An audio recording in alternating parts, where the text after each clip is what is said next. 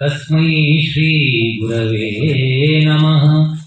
ಅಲಿಮಂಡಲಮಂಡಿತಗಂಡತಲಂ ತಿಲಕೀಕೃತ ಕೋಮಲಚಂದ್ರಕಲಂ ಕರಧಾತವಿದಾರಿತವೈರಿದಲಂ ಪ್ರಣಮಾಮಿ ಗಣಾಧಿಪತಿಂ ಜಟಿಲಂ. ಅಂಜನಾನಂದನಂ ದೇವಂ ಜಾನಕೀ ಶೋಕನಾಶನಂ ಕಪೀಶಂ ಅಕ್ಷಹಂತಾರಂ ವಂದೇ ಲಂಕಾ ಭಯಂಕರಂ. ಪರಮ ಪೂಜ್ಯ ಸ್ವಾಮೀಜಿಯವರ ಪಾದಾರವಿಂದಕ್ಕೆ ನಮಸ್ಕರಿಸುತ್ತಾ, ಶರಣ ಬಸವೇಶ್ವರ ಪುರಾಣದ ಒಂದು ನಿಮಿತ್ತವಾಗಿ ತಾವೆಲ್ಲ 10:15 ಇಲ್ಲಿ ಕೂತ್ಕೊಂಡಿದ್ದೀರಾ. ಸುಮಾರು 180 ಕಿಲೋಮೀಟರ್ ದೂರ ಪ್ರಯಾಣ ಮಾಡಿಕೊಂಡು ನಿಮ್ಮೂರಿಗೆ ಬಂದಿದ್ದೇನೆ ನಾನು. ಪ್ರಯಾಣದ ಆಯಾಸ ಆಗತ್ತೆ, ಆದರೆ ನಿಮ್ಮನ್ನೆಲ್ಲ ಈ ಹೊತ್ತಿನಲ್ಲಿ ನಿಮ್ಮ ನಗುಮುಖವನ್ನು ನೋಡಿ ನನ್ನ ಆಯಾಸವೆಲ್ಲ ಇವತ್ತು ದೂರವಾಯಿತು ಅಂತ ಹೇಳಿ ಖುಷಿ ಪಡ್ತಾ ಇದ್ದೀನಿ. ಶಿವಾನಂದ ಸ್ವಾಮಿಯವರು ನನಗೆ 1 ಗಂಟೆ ಮಾತಾಡಿ ಅಂತ ಹೇಳಿದ್ದಾರೆ. ಈಗಾಗಲೇ 10:15 ಆಯಿತು. ಎಷ್ಟರ ಮಟ್ಟಿಗೆ ನೀವು 1 ಗಂಟೆ ತಡ್ಕೊಳ್ತೀರೋ ಏನೋ ಗೊತ್ತಿಲ್ಲ. ನಾನಂತೂ 1 ಗಂಟೆ ಮಾತಾಡಲಿಕ್ಕೆ ಸಿದ್ಧನಿದ್ದೇನೆ. ಬಹಳ ಅಪರೂಪ ಇಂತಹ ಒಂದು ವಾತಾವರಣ. ಬಹುಶಃ ನಿಮಗೆ ನಮ್ಮ ಭಾರತ ಹೇಗಿರಬೇಕು ಅಂತ ಏನಾದರೂ ಕೇಳಿದ್ರೆ ಹೀಗಿರಬೇಕು ಅಂತ ಹೇಳ್ಬೋದಷ್ಟೆ. ಇವತ್ತಿನ ಶಿಕ್ಷಣ ಏನ್ ಮಾಡ್ತಾ ಇದೆ ಅಂದ್ರೆ ಮಕ್ಕಳನ್ನ, ಜನರನ್ನ ದಿಕ್ಕು ತಪ್ಪಿಸ್ತಾ ಇದೆ. ಅದಕ್ಕೆ ಈ ದೇವಸ್ಥಾನದ ವಾತಾವರಣದಲ್ಲಿ ಪುರಾಣ ಪ್ರವಚನಗಳನ್ನು ಮಾಡುವುದರ ಮೂಲಕ ಅರಿವನ್ನು ಮೂಡಿಸುವ ಕೆಲಸ ಇಲ್ಲಿ ಆಗ್ತಾ ಇದೆ. ಸುಮಾರು 20-21 ದಿವಸಗಳ ಕಾಲ ಸ್ವಾಮೀಜಿಯವರು ನಿಮ್ಮನ್ನೆಲ್ಲ ಎಚ್ಚರಿಸಿದ್ದಾರೆ. ಜ್ಞಾನದ ಬಲದಿಂದ ಅಜ್ಞಾನದ ಕೀಳು ನೋಡಯ್ಯ. ಯಾಕೆ ನಮಗೆ ಜ್ಞಾನ ಬೇಕು ಅಂದ್ರೆ, ಏನೆಲ್ಲ ಮಾಡಬಾರ್ದು ಆ ಮಾಡಬಾರದರ ಕಡೆಗೆ ನಮಗೆ ಗಮನ ಹೋಗೋದಿಲ್ಲ. ಏನ್ ಮಾಡಬೇಕೋ ಅದನ್ನು ಮಾಡಬಹುದಾಗಲ್ಲ. ಅದಕ್ಕೆ ನಮ್ಗೆ ಆ ಜ್ಞಾನ ಬೇಕು. ಜ್ಞಾನವನ್ನ ನಹಿ ಜ್ಞಾನೇನ ಸದೃಶಂ ಪವಿತ್ರಮಿಹ ವಿದ್ಯತೆ ಅಂತ ಭಗವದ್ಗೀತೆಯಲ್ಲಿ ಒಂದು ಮಾತು ಬರುತ್ತೆ. ಜ್ಞಾನದಷ್ಟು ಪವಿತ್ರವಾದದ್ದು ಈ ಜಗತ್ತಲ್ಲಿ ಬೇರೆ ಯಾವುದೂ ಇಲ್ಲ. ನೀವೆಲ್ಲ ವಿಶ್ವವಿದ್ಯಾಲಯದಲ್ಲಿ ಡಿಗ್ರಿ ತೆಗೆದುಕೊಳ್ಳದೆ ಇರಬಹುದು, ಆದರೆ ಬದುಕೆಂಬ ವಿಶ್ವವಿದ್ಯಾಲಯದಲ್ಲಿ ಪರಮ ಪವಿತ್ರವಾದ ಪದವಿಯನ್ನ ಪಡೆದವರು ನೀವು ಅಂತ ಹೇಳಲಿಕ್ಕೆ ನನಗೆ ಯಾವ ಸಂತೋಷವೂ ಇಲ್ಲ. ಇವತ್ತೆಲ್ಲ ಇಂಗ್ಲೀಷು ಅಂತ ಹೇಳ್ಕೊಂಡು ನಮ್ಮ ಮಕ್ಕಳನ್ನೆಲ್ಲ ದಾರಿ ತಪ್ಪಿಸ್ಬಿಡ್ತಾರೆ. ಕೊಪ್ಪಳದ ಅಪ್ಪಾಜಿ ಅವರು ಹೇಳೋರು, ಇವತ್ತು ಮಕ್ಕಳಿಗೆ ಮನಸ್ಸನ್ನ ತೆರೆಯುವ, ಭಾವವನ್ನ ಉದಾರವನ್ನಾಗಿ ಮಾಡುವ, ವಿಶಾಲವನ್ನಾಗಿ ಮಾಡುವ ವಿದ್ಯೆಯನ್ನ ಕೊಡಬೇಕೇ ಹೊರತು ಕಸ್ಸು ಕುಸ್ಸು ಅಂತ ಇಂಗ್ಲಿಷಲ್ಲಿ ಮಾತಾಡಿದ್ರೆ ಎಲ್ಲ ಅಲ್ಲ. ಇವತ್ತು ನೋಡಿ, ಇಂಗ್ಲಿಷ್ ಸರ್ವಸ್ವ. ಇಂಗ್ಲಿಷ್ ಮೀಡಿಯಂ ಅಂದ್ರೆ ಹೆಮ್ಮೆಯಿಂದ ಬೀಗ್ತಾರೆ.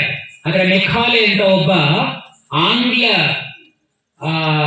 ವ್ಯಕ್ತಿ ಬ್ರಿಟಿಷ್ ಪಾರ್ಲಿಮೆಂಟ್ ಅಲ್ಲಿ ಅವತ್ತು ಹೇಳಿದಂತೆ 1835ರಲ್ಲಿ ಫೆಬ್ರವರಿ 2ನೇ ತಾರೀಕು, ಈ ಭಾರತ, ಇಲ್ಲಿಯ ಶಿಕ್ಷಣ, ಇಲ್ಲಿಯ ಮೌಲ್ಯ ಇವನ್ನೆಲ್ಲ ನೋಡಿದಾಗ ನಮ್ ದಾರಿ ಬರಲ್ಲ. ಅವ್ರು ನಮ್ ದಾರಿ ಬರಬೇಕಾದ್ರೆ ಅವರಿಗೆ ಇಂಗ್ಲಿಷ್ ಶಿಕ್ಷಣ ಕೊಡಬೇಕು. ಇಂಗ್ಲಿಷ್ ಶಿಕ್ಷಣ ಕೊಟ್ರೆ ಅವ್ರದ್ದಿಂತ ಇಂಗ್ಲಿಷೇ ಗ್ರೇಟ್ ಅಂತ ಅನ್ಸ್ಬಿಟ್ರೆ ನಾವ್ ಹೇಳ್ದಂಗೆ ಕೇಳ್ತಾರೆ, ನಮ್ ದಾಸರನ್ನಾಗಿ ಮಾಡ್ಬೋದು. ಹಾಗೆ ಮಾಡಿದಲ್ಲ, ಇವತ್ತು ಕೂಡ ಹಾಗೆ ನಮ್ಮಲ್ಲಿ ಎಷ್ಟೇ ಮೌಲ್ಯ ಇರಲಿ, ಇಂಥ ಪುರಾಣ ಪ್ರವಚನ ನಮ್ಮ ಮಕ್ಕಳಿಗೆ ಕಳಿಸ್ತಾ ಇದ್ದೇವೆ. ಇವತ್ತು ಬರೇ Jack and Jill went up to hill. ಯಾಕೆ ಏನು ಗೊತ್ತಿಲ್ಲ, ಅದನ್ನ ಬರೆಯುವುದು, ಅದನ್ನೇ 1000 ಸಲ ಬರೆಯುವುದು. ಏನ್ ಸಿಗುತ್ತೆ ಅದರಲ್ಲಿ? ಅದಕ್ಕೆ ಒಬ್ಬ ತನ್ನ ಮಗನನ್ನ, ತಂದೆ ತಾಯಿ ಇದ್ರು, ಮಗನನ್ನ ಬಹಳ ಕಷ್ಟಪಟ್ಟು ಇಂಗ್ಲಿಷ್ ಮೀಡಿಯಂ ಸೇರಿಸಿದ್ನಂತೆ. ಅವನು ಓದ್ಕೊಂಡು ಯಾವುದೋ ಕೆಲಸ ಮಾಡ್ದ, ಮದುವೆ ಆಯ್ತು. ಆ ಅಪ್ಪ ಅಮ್ಮ ಒಂದು ಕಡೆ ಕೂತ್ಕೊಂಡಿದ್ದಾರೆ, ಮಗ ಸೊಸೆ ಮತ್ತೊಂದು ಕಡೆ ಕೂತ್ಕೊಂಡಿದ್ದಾರೆ.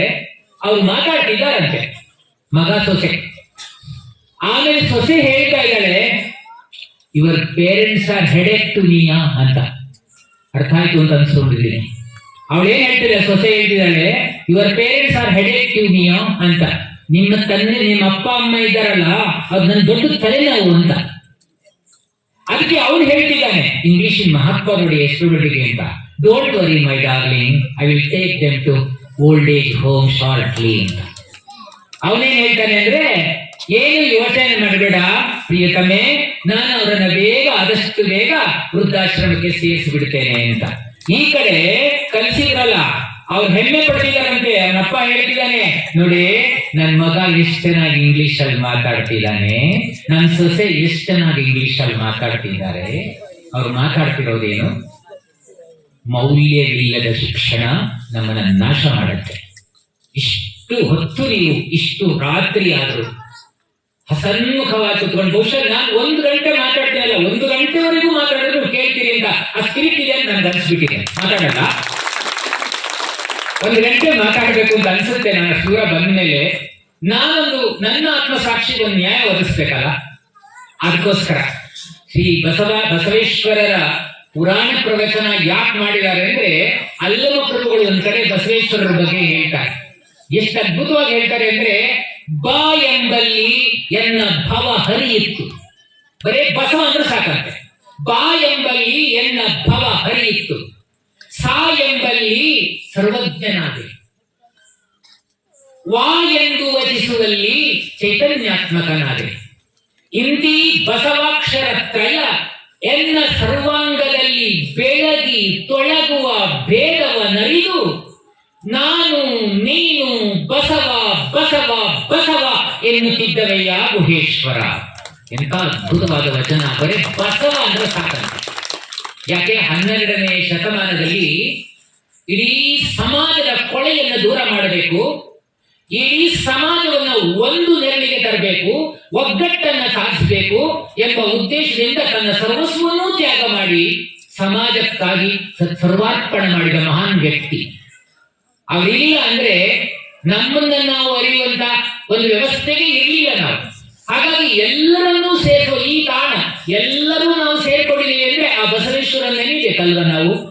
ಕಾರ್ತಿಕದ ಕತ್ತಲಲ್ಲಿ ಆಕಾಶ ದೀಪವಾಗಿ ಬಂದೆ. ಬಸವೇಶ್ವರ ಬಗ್ಗೆ ಹೇಳ್ತಾರೆ ಕುವೆಂಪುರವರು, ಕಾರ್ತಿಕದ ಕತ್ತಲಲ್ಲಿ ಆಕಾಶ ದೀಪವಾಗಿ ಬಂದೆ, ಬಟ್ಟೆಗೆಟ್ಟವರಿಗೊಂದು ದ್ವಂದ್ವಿ ದಿಕ್ಕಾಗಿ, ಬಟ್ಟೆಗೆಟ್ಟವರಿಗೊಂದು ದ್ವಂದ್ವಿ ದಿಕ್ಕಾಗಿ 8 ಶತಮಾನದ ಹಿಂದೆ ಅಗ್ನಿ ಖಡ್ಗವನಂತ ಓ ಅಧ್ಯಾತ್ಮ ಕ್ರಾಂತಿ ವೀರ, ದೇವ ಒಂದು ಹೇ ವೀರಾವತಾರ ಬಸವೇಶ್ವರ. ಕುವೆಂಪುರವರು ಎಷ್ಟು ಚೆನ್ನಾಗಿ ವರ್ಣನೆ ಮಾಡ್ತಾರಲ್ಲ, ರೋಮಾಂಚನ ಆಗುತ್ತೆ ಅದನ್ನು ಕೇಳಿದಾಗ. ಇಡೀ ಜೀವನದಲ್ಲಿ ಏನು ತಪ್ಪುಗಳಿದ್ದಾವೆ ಅದನ್ನ ಸಾಧಾರಣವಾದ ಮಾತಿನಿಂದ ನಮಗೆಲ್ಲ ಎಚ್ಚರಿಸಿ ನಾವು ಹೇಗೆ ನಡಿಬೇಕು, ಹೇಗೆ ಮಾತಾಡಬೇಕು, ಹೇಗೆ ಕೆಲಸ ಮಾಡಬೇಕು ಅಂತ ತೋರಿಸಿಕೊಟ್ಟ ಮಹಾತ್ಮ ಬಸವೇಶ್ವರ.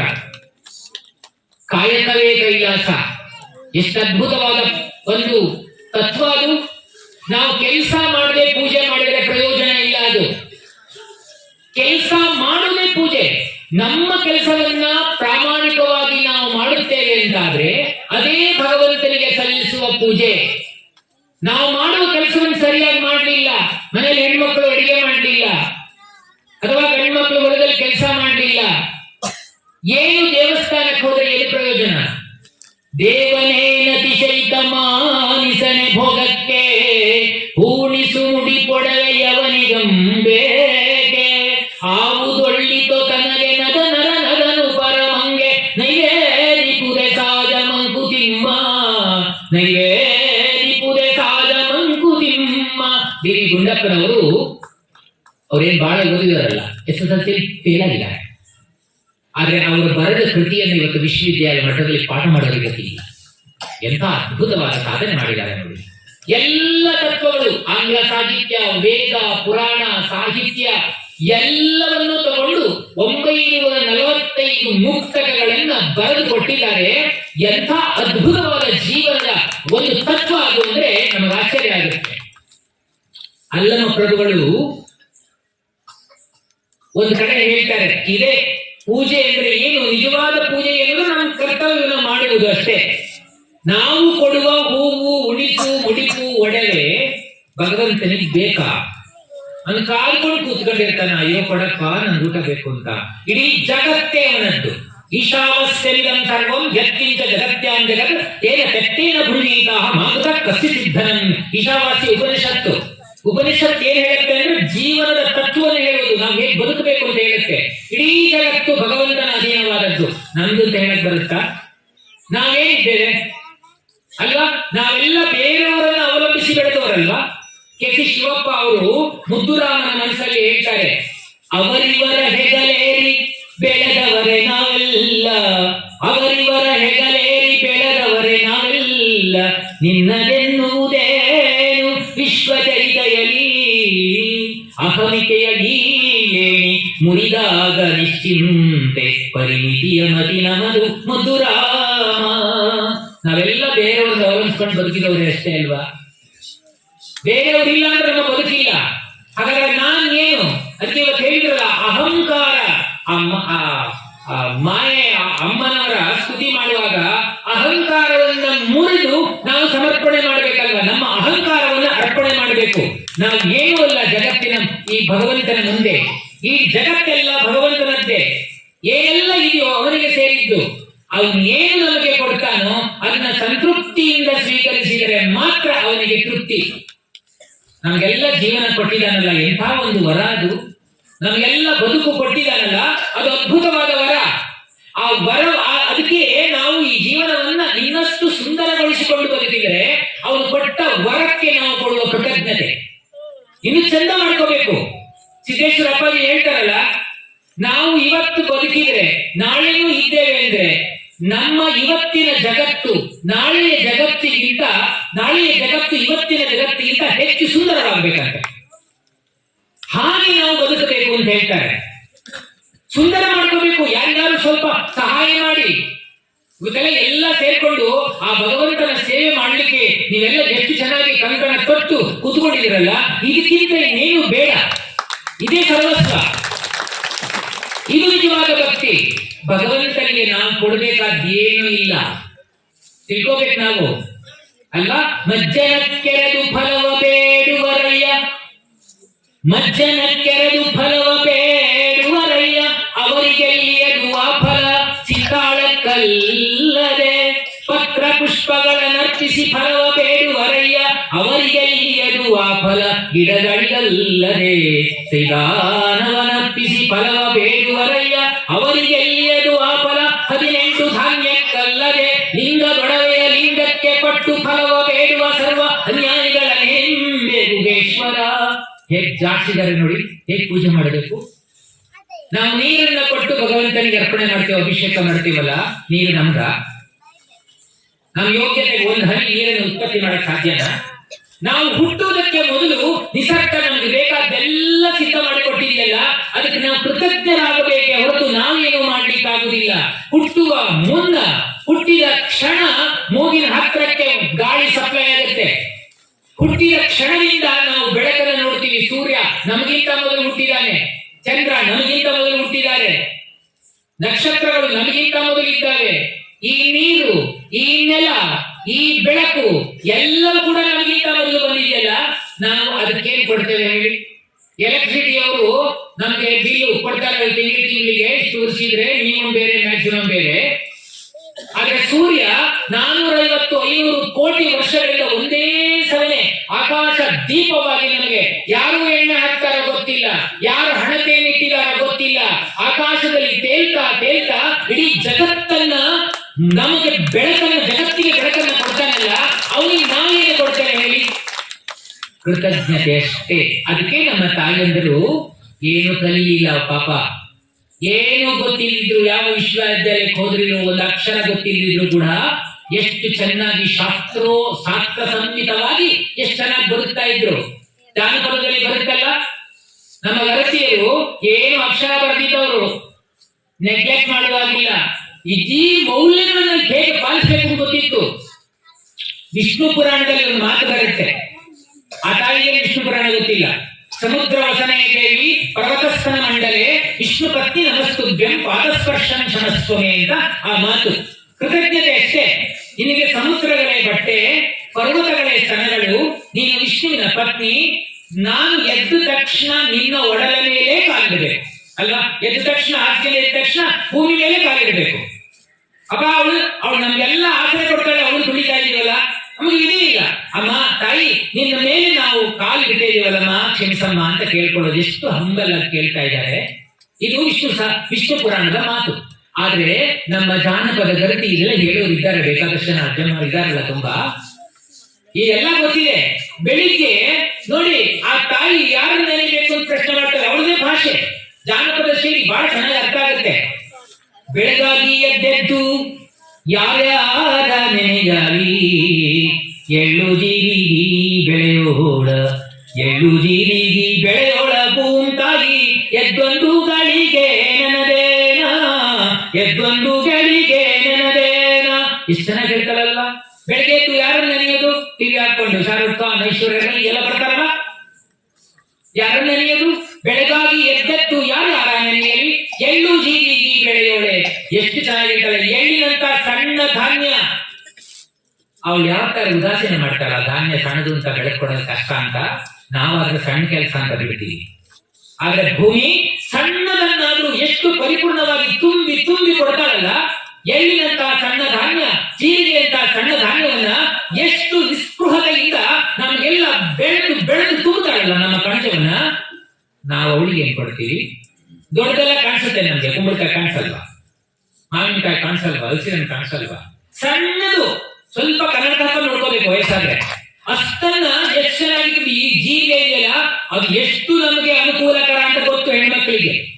ಸ್ವಲ್ಪ ಹೊಟ್ಟೆಯಲ್ಲಿ ಜಾಸ್ತಿ ತಿಂದಿದ್ದ ಪ್ರಸಾದ ಜಾಸ್ತಿ ಆಗಿದೆ ಅಂತ ತಕ್ಷಣ ಒಂದಷ್ಟು ಜೀರಿಗೆ ಒಳಗೆ ಹಾಕೊಂಡು ಬಿಸಿನೀರು ಕುಡ್ಕೊಂಡ್ ಬಂದ್ಬಿಟ್ರೆ ನಾಳೆ ಮತ್ತೆ ಯಥಾ ಪ್ರಕಾರ ತಿನ್ನಕ್ಕೆ ರೆಡಿ ಆಗಿರ್ತೀವಿ. ಆ ಜೀರಿಗೆ ಸಣ್ಣದು, ಆದ್ರೆ ಎಷ್ಟು ಸತ್ವ ಇದೆ ಅದಕ್ಕೆ, ಅಂಥದ್ದನ್ನ ಬೆಳೆದುಕೊಳ್ತಾಳೆ ಭೂಮಿ. ಎಳ್ಳು ಜೀರಿಗೆ ಬೆಳೆಯುವ ಆ ತಾಯಿಯವರಿಗೆ ಉದಾರ ಭಾವ. ಆ ಭೂಮಿ ತಾಯಿಯಿಂದ ಒಂದು ಗಳಿಗೆ ನೆನೀತೇನೆ ಅಂತ ಕೃತಜ್ಞತೆ. ಆ ಭೂಮಿ ತಾಯಿಗೆ ಏನು ಕೊಡಕ್ಕಾಗಲ್ಲ, ಕೃತಜ್ಞತೆಯಿಂದ ಅರ್ಪಿಸಬಹುದಲ್ಲಪ್ಪ. ಬೆಳಗ್ಗೆ ಎದ್ದು ಶಿವ ಕೊಟ್ಟದ್ದಕ್ಕೆ ನಾವು ಶಿವನಿಗೆ ಏನ್ ಕೊಡ್ಲಿಕ್ಕೆ ಸಾಧ್ಯ? ಶಿವನಿಗೆ ಒಂದು ನಮ್ಮ ಪ್ರಣಾಮ ಮಾಡಬಹುದಲ್ಲ, ಏನ್ ಕಷ್ಟ ನಮ್ಗೆ. ಎಷ್ಟು ಚೆನ್ನಾಗಿ ಹೇಳ್ತಾಳೆ ಅವಳು, ಭೂಮಿಯನ್ನು ಸ್ಮರಿಸ್ತೇನೆ ಅಂತ. ಆಮೇಲೆ ಎಷ್ಟೊತ್ತಿಗೆ ಹೇಳ್ತಾಳೆ ಅಂತ ಹೇಳ್ತಾಳೆ ಅವಳು. ಯಾವ ಅಕ್ಷರ ವಿಜ್ಞಾನವೂ ಇಲ್ಲ ಅವಳಿಗೆ, ಎಷ್ಟು ಚೆನ್ನಾಗಿ ಬದುಕ್ತಾಳೆ ಅವಳು. ಮುಂಗೋಡಿ ಕೂಗ್ಯಾವು ಮುಡುಕೆ ಬೇರ್ಯಾವು, ಸ್ವಾಮಿ ನನ್ನಯ್ಯ ರಥವೇರಿ, ಸ್ವಾಮಿ ನನ್ನಯ್ಯ ರಥವೇರಿ ಬರುವಾಗ, ನಾನೆದ್ದು ಕೈಯ ಮುಗಿದೇನಾ, ನಾನೆದ್ದು ಕೈಯ ಮುಗಿದೇನಾ. ಇನ್ಯಾರಿಗೆ ನಮಸ್ಕಾರ ಮಾಡ್ತಾಳೆ? ಇನ್ಯಾರು ಕಾಣಲಿಲ್ಲ ಅವಳಿಗೆ. ಸೂರ್ಯ, ಭೂಮಿ ಇಲ್ಲ ಅಂದ್ರೆ ನಮಗ್ ಬದುಕಿಲ್ಲ, ಸೂರ್ಯ ಇಲ್ಲ ಅಂದ್ರೆ ಬದುಕಿಲ್ಲ. ಬೆಳಿಗ್ಗೆ ಎದ್ದು ಎಷ್ಟೊತ್ತಿಗೆ ಹೇಳ್ತಾಳೆ? ಇವತ್ತೆಲ್ಲ ತುಂಬಾ ಶಿಕ್ಷಣ ಪಡೆದವರಿಲ್ಲ, ಡಿಗ್ರಿ ಹೊಡೆದವರೆಲ್ಲ ನಮ್ ಶಿಕ್ಷಣ ಕಲಿಸೋದು ಬಿದ್ಗೊಳಕ್ಕೆ. 10 ಗಂಟೆ ಆದ್ರೂ ಹೇಳಲ್ಲ, ಭಾನುವಾರ ಅಂದ್ರೆ 12 ಗಂಟೆಗೂ. ಇವತ್ತು ನಮ್ಮಲ್ಲಿ ನಮ್ಮ ಭಾರತ ದೇಶದಲ್ಲಿ ಬೆಳಿಗ್ಗೆ 6 ಗಂಟೆಗೆ ಹೇಳ್ತಾ ಇದ್ರು ಹಕ್ಕಿಗಳು, ಗೂಡಿನಿಂದ ಹಾರುವ ಸಮಯದಲ್ಲಿ ಹೇಳ್ತಾ ಇದ್ರು ಜನ. ಆಮೇಲೆ 6-7 ಗಂಟೆಗೆ ಊಟ ಮಾಡ್ಕೊಂಡು ಮಲ್ಕೊಂತಿದ್ರು. ಇವತ್ತಾಗುತ್ತಾ? ಆ ರಾಕ್ಷಸ ಟಿವಿ ಎಂಬ ರಾಕ್ಷಸ ಬಂದಿರಲ್ಲ, ಕ್ರೈಮ್ ಸ್ಟೋರಿ, ಅದು ಇದು ಕೊಲೆ ಸುಲಿಗೆ ಇದ್ದದೆ ಹೇಳಿದ್ದೇ ಹೇಳೋದು, ಸುಳ್ಳು ಸುಳ್ಳೇ ಹೇಳ್ತಿರ್ತಾರೆ. ಅದು ಬಾಯಿ ಬಿಟ್ಕೊಂಡು ಕೇಳ್ತೀವಿ. ಅವಳು ಯಾವಾಗಲೂ ಕೇಳ್ತಾಳೆ, ಅಡ್ವರ್ಟೈಸ್ಮೆಂಟ್ ಕೇಳಿದ್ರು, ಉಷಾ ನೀನ್ ಮಾಡಿದ ಅಡಿಗೆ ಎಷ್ಟು ರುಚಿ ಇತ್ತೆ, ಏನೇ ಅದರ ಗೊತ್ತು ಅಂತ ಕೇಳ್ತಾಳೆ. ಅಯ್ಯೋ ಅಷ್ಟು ಗೊತ್ತಿಲ್ಲದೆ ನಾನು ಪ್ಯಾರಾಗಾನ್ ಚಪ್ಪಲಿಯಲ್ಲಿ ಅಡಿಗೆ ಮಾಡುತ್ತೇನೆ. ಪ್ಯಾರಾಗಾನ್ ಚಪ್ಪಲಿಯಲ್ಲಿ ಅಡಿಗೆ ಮಾಡಿ ರುಚಿ ಆಗುತ್ತಾ? ಮನಸ್ಸು ಬೇಕಲ್ವಾ? ಎಷ್ಟು ಸುಳ್ಳು ಹೇಳ್ತಾರೆ ನೋಡ್ಕೊಂಡು ಬಾಯಿ ಬಿಟ್ಕೊಂಡು ನೋಡ್ತೀವಿ. ಇಡೀ ಧಾರಾವಾಹಿಗಳು ನಮ್ಮ ಮನಸ್ಸನ್ನ ಹಾಳು ಮಾಡುದು ಬಿಟ್ರೆ ಒಳ್ಳೆಯದು ಮಾಡುದಿಲ್ಲ ಅಂತ ನಮ್ಗೆ ಗೊತ್ತಿಲ್ವಾ? ಅತ್ತೆಯ ಯಾವ ರೀತಿ ಮುಳಿಸ್ಬೇಕು ಅಂತ ಸೊಸೆ ಲೆಕ್ಕ ಹಾಕೋದು ಧಾರಾವಾಹಿ ಅಲ್ವಾ? ಸೊಸೆಯ ಯಾವ ರೀತಿ ಮುಳಿಸ್ಬೇಕು ಅಂತ ಅತ್ತೆಯ ಯೋಚನೆ ಮಾಡೋದು ಧಾರಾವಾಹಿ ಅಲ್ವಾ? ಒಬ್ಬ ಗಂಡು ಮಗನಿಗೆ ಎಷ್ಟು ಜನ ಹೆಣ್ಣು ಮಕ್ಕಳು ಫಾಲೋ ಮಾಡ್ತಾರೆ ಅಂತ ಅದೊಂದು ಕತೆ ಅಲ್ವಾ? ಅಥವಾ ಒಬ್ಳು ಹೆಣ್ಣು ಮಗನಿಗೆ ಎಷ್ಟು ಜನ ಗಂಡನಿದ್ದಾರೆ ಅಂತ ಕೇಳೋದು ಕೊನೆಗೆ ತೀರ್ಮಾನ ಕೊಟ್ಟಲ್ಲಿ ಸುಮಾರು 1 ವರ್ಷ 2 ವರ್ಷ ಕಳೆದೋಗಿರುತ್ತೆ. ಅಯ್ಯೋ ಇಷ್ಟೇನಾ ಅಂತ. ಅದ್ರ ಬದಲು ಆ ಶಿವನ ಗುಡಿ ಎದುರುಗಡೆ ಬಂದು ಆ ಶಿವ ಜಪ ಮಾಡಿದ್ರೆ ನಾವು ಉದ್ಧಾರ ಆಗಲ್ವಾ? ಯಾವಾಗ ಮಾಡ್ತೀವಲ್ಲ, ಯಾವಾಗ ಎಚ್ಚರ ಆಗೋದು ನಮ್ಗೆ? ಯಾವಾಗ ಇಂಥ ಪುರಾಣ ಪ್ರವಚನ ಕೇಳಿದಾಗ ಮಾತ್ರ. ಕೇಳುವ ಮನಸ್ಸಿದೆಯಲ್ಲ ನಿಮ್ಗೆ, ಅದಕ್ಕೆ 1000 ಪ್ರಣಾಮ. ಇವತ್ತು ಯಾರು ಕೇಳಲ್ಲ. ಇಂಥದ್ದು ಒಳ್ಳೇದು ಹೇಳಕ್ ಹೋದ್ರೆ ಕೇಳದೇ ಇಲ್ಲ. ಇವತ್ತು ನೋಡಿ, ಇಲ್ಲಿ ಮಹಾಮೈದರಲ್ಲಿ ಇದ್ದಾರಲ್ಲ, ಮಕ್ಕಳಿಗೆ ಗಾಡಿ ಕೊಡಿಸಿರ್ತಾರೆ. പക്ഷെ ಈ ಊರಿಗೆ ಅಲ್ಲ ನಾನು ಹೇಳಿದ ಕತೆ. ಗಾಡಿ ಕೊಡಿಸಿರ್ತಾರೆ, ಅವಕ್ಕೆ ಏನಾದ್ರೆ ಒಂದು 5 ರೂಪಾಯಿ ದುಡಿಮೆ ಹಿಂದ್ಗಡೆ ಎಷ್ಟು ಪರಿಶ್ರಮ ಇದೆ ಅಂತ ಗೊತ್ತಿಲ್ಲ. ಆಯಿಲ್ ಬೇರೆ ಪೆಟ್ರೋಲ್ ಬೇರೆ ಹಾಕ್ತಿರ್ತಾರೆ, ಸ್ಪೀಡ್ ಆಗಿ ಹೋಗ್ತಿರ್ತಾರೆ. ನೋಡಿ, ಯಾರು ಹೋಗಿ ನೆನ್ಪು ಮಾಡ್ಕೊಳ್ಳಿ. ಈ ಹುಡುಗರಲ್ಲಿ ಸ್ಪೀಡ್ ಅಂದ್ರೆ ಎಷ್ಟು? 120 150 ಸ್ಪೀಡ್ ಅಲ್ಲಿ ಹೋಗ್ತಾ ಇರ್ತಾರೆ. ಯಾರು ಪಾಪ ಅಜ್ಜ ಬಂದು ತಡೆದು ಬಿಟ್ಟಪ್ಪ, ನೀನ್ ಸ್ವಲ್ಪ ಕಡಿಮೆ ಸ್ಪೀಡ್ ಅಲ್ಲಿ ಹೋಗಪ್ಪ, ಕಡಿಮೆ ಸ್ಪೀಡ್ ಅಲ್ಲಿ ಹೋಗು, ನಿನಗೂ ಅಪಾಯ, ನಾವು ಅಡ್ಡ ಬಂದ್ರೆ ನಮಗೂ ಅಪಾಯ, ಸ್ವಲ್ಪ ನಿಧಾನ ಹೋಗಪ್ಪ ಅಂತ ಹೇಳಿದ್ರೆ ಎಷ್ಟು ಜನ ಕೇಳ್ತಾರೆ? ಇವತ್ತು ನಿಮ್ಮ ಅಪ್ಪದ ಗಾಡಿ ಆ? ನಮ್ಮಪ್ಪ ಪೆಟ್ರೋಲ್ ಕೊಡ್ತಾರೆ, ನಮ್ಮಪ್ಪ ಕೊಡ್ಸಿದ್ದಾರೆ, ನೀನ್ ಬಾಯಿ ಮುಚ್ಕೊಂಡು ಹೋಗು ಅಜ್ಜ ಅಂತೇಳಿ ಉಪದೇಶ ಮಾಡಿ ಬಿಡ್ತಾರಲ್ಲ ಹುಡುಗರಿಗೆ ಏನಾಗ್ಲಿ ಇವತ್ತು. ಆಗ ಅಜ್ಜ ಏನ್ ಮಾಡ್ತಾರೆ, ಮನ್ಸಲ್ಲೇ ನೀನ್ ಹಣೆ ಬರಪ್ಪ, 120 150ರಲ್ಲೂ ಹೋಗು, 108ರಲ್ಲಿ ವಾಪಸ್ ಬರ್ತೀನಿ ಅಂತ ಹೇಳ್ಕೊಂಡು ವಾಪಸ್ ಹೋಗ್ತಾರೆ. ಯಾರು ಹೇಳಿ ಕೇಳಲ್ಲ. ಮೊದಲು ಒಳ್ಳೆ ವಿಚಾರವನ್ನ ಕೇಳುವ ಭೂಮಿಕೆಯನ್ನ ನಾವು ರೂಪಿಸಿಕೊಳ್ಳುವುದಿದೆಯಲ್ಲ, ಅಂತ ಭೂಮಿಕೆಯನ್ನ ಏರ್ಪಾಡು ಮಾಡಿದಾರಲ್ಲ ಗುರುಗಳು. ಎಷ್ಟು ಚೈತನ್ಯಪೂರ್ಣವಾಗಿ ಮಾತಾಡ್ತಿದ್ರು, ಸಹಜವಾಗಿ ಮಾತಾಡ್ತಿದ್ದಾರೆ. ಪ್ರತಿಯೊಬ್ಬರಿಗೂ ಕೃತಜ್ಞತೆಯನ್ನು ಯಾವ ರೀತಿಯಲ್ಲಿ ನಮ್ಗೆ ಖುಷಿ ಆಯ್ತು. ನಿಜವಾಗಿ ಸರಳವಾಗಿದ್ದಾರೆ. ನಮ್ಮೆಲ್ಲರ ಯೋಗ ಅಂತವ್ರು ಸಿಗೋದು. ಆದ್ರಿಂದ ನೋಡಿ ಎಷ್ಟು ಚೆನ್ನಾಗಿ ಇದೇ ನಮ್ಗೆ ಶಿಕ್ಷಣ ಅಲ್ವಾ? ಶಿಕ್ಷಣ ಇದಕ್ಕಿಂತ ಯಾವುದು ಉತ್ತಮವಾದ ಶಿಕ್ಷಣ ಇದೆ? ಮುಂಗೋಳಿ ಕೂಗ್ಯಾವು, ಮೂಡು ಕೆಂಪೇರ್ಯಾವು, ಸ್ವಾಮಿ ನನ್ನಯ್ಯ ರಥವೇರಿ ಬರುವಾಗ ನಾನೆದ್ದು ಕೈಯ ಮುಗಿಯನ್ನ ಸೂರ್ಯ ನಮಸ್ಕಾರ ಮಾಡ್ತಾರಲ್ಲ ತಾಯಿ. ಸೂರ್ಯ ನಮಸ್ಕಾರ ಮಾಡದಿದ್ರೆ ನಾವು ಕೃತಜ್ಞರಾಗಿ ಬಿಡ್ತೇವೆ. ಕೃತಜ್ಞತೆಯನ್ನು ಅರ್ಪಿಸಲೇಬೇಕಲ್ಲ. ಅವ್ನು ಏನ್ ಕೇಳ್ತಾನೆ ನಮ್ಮ ಹತ್ರ? ಅದಕ್ಕೆ ನೋಡಿ,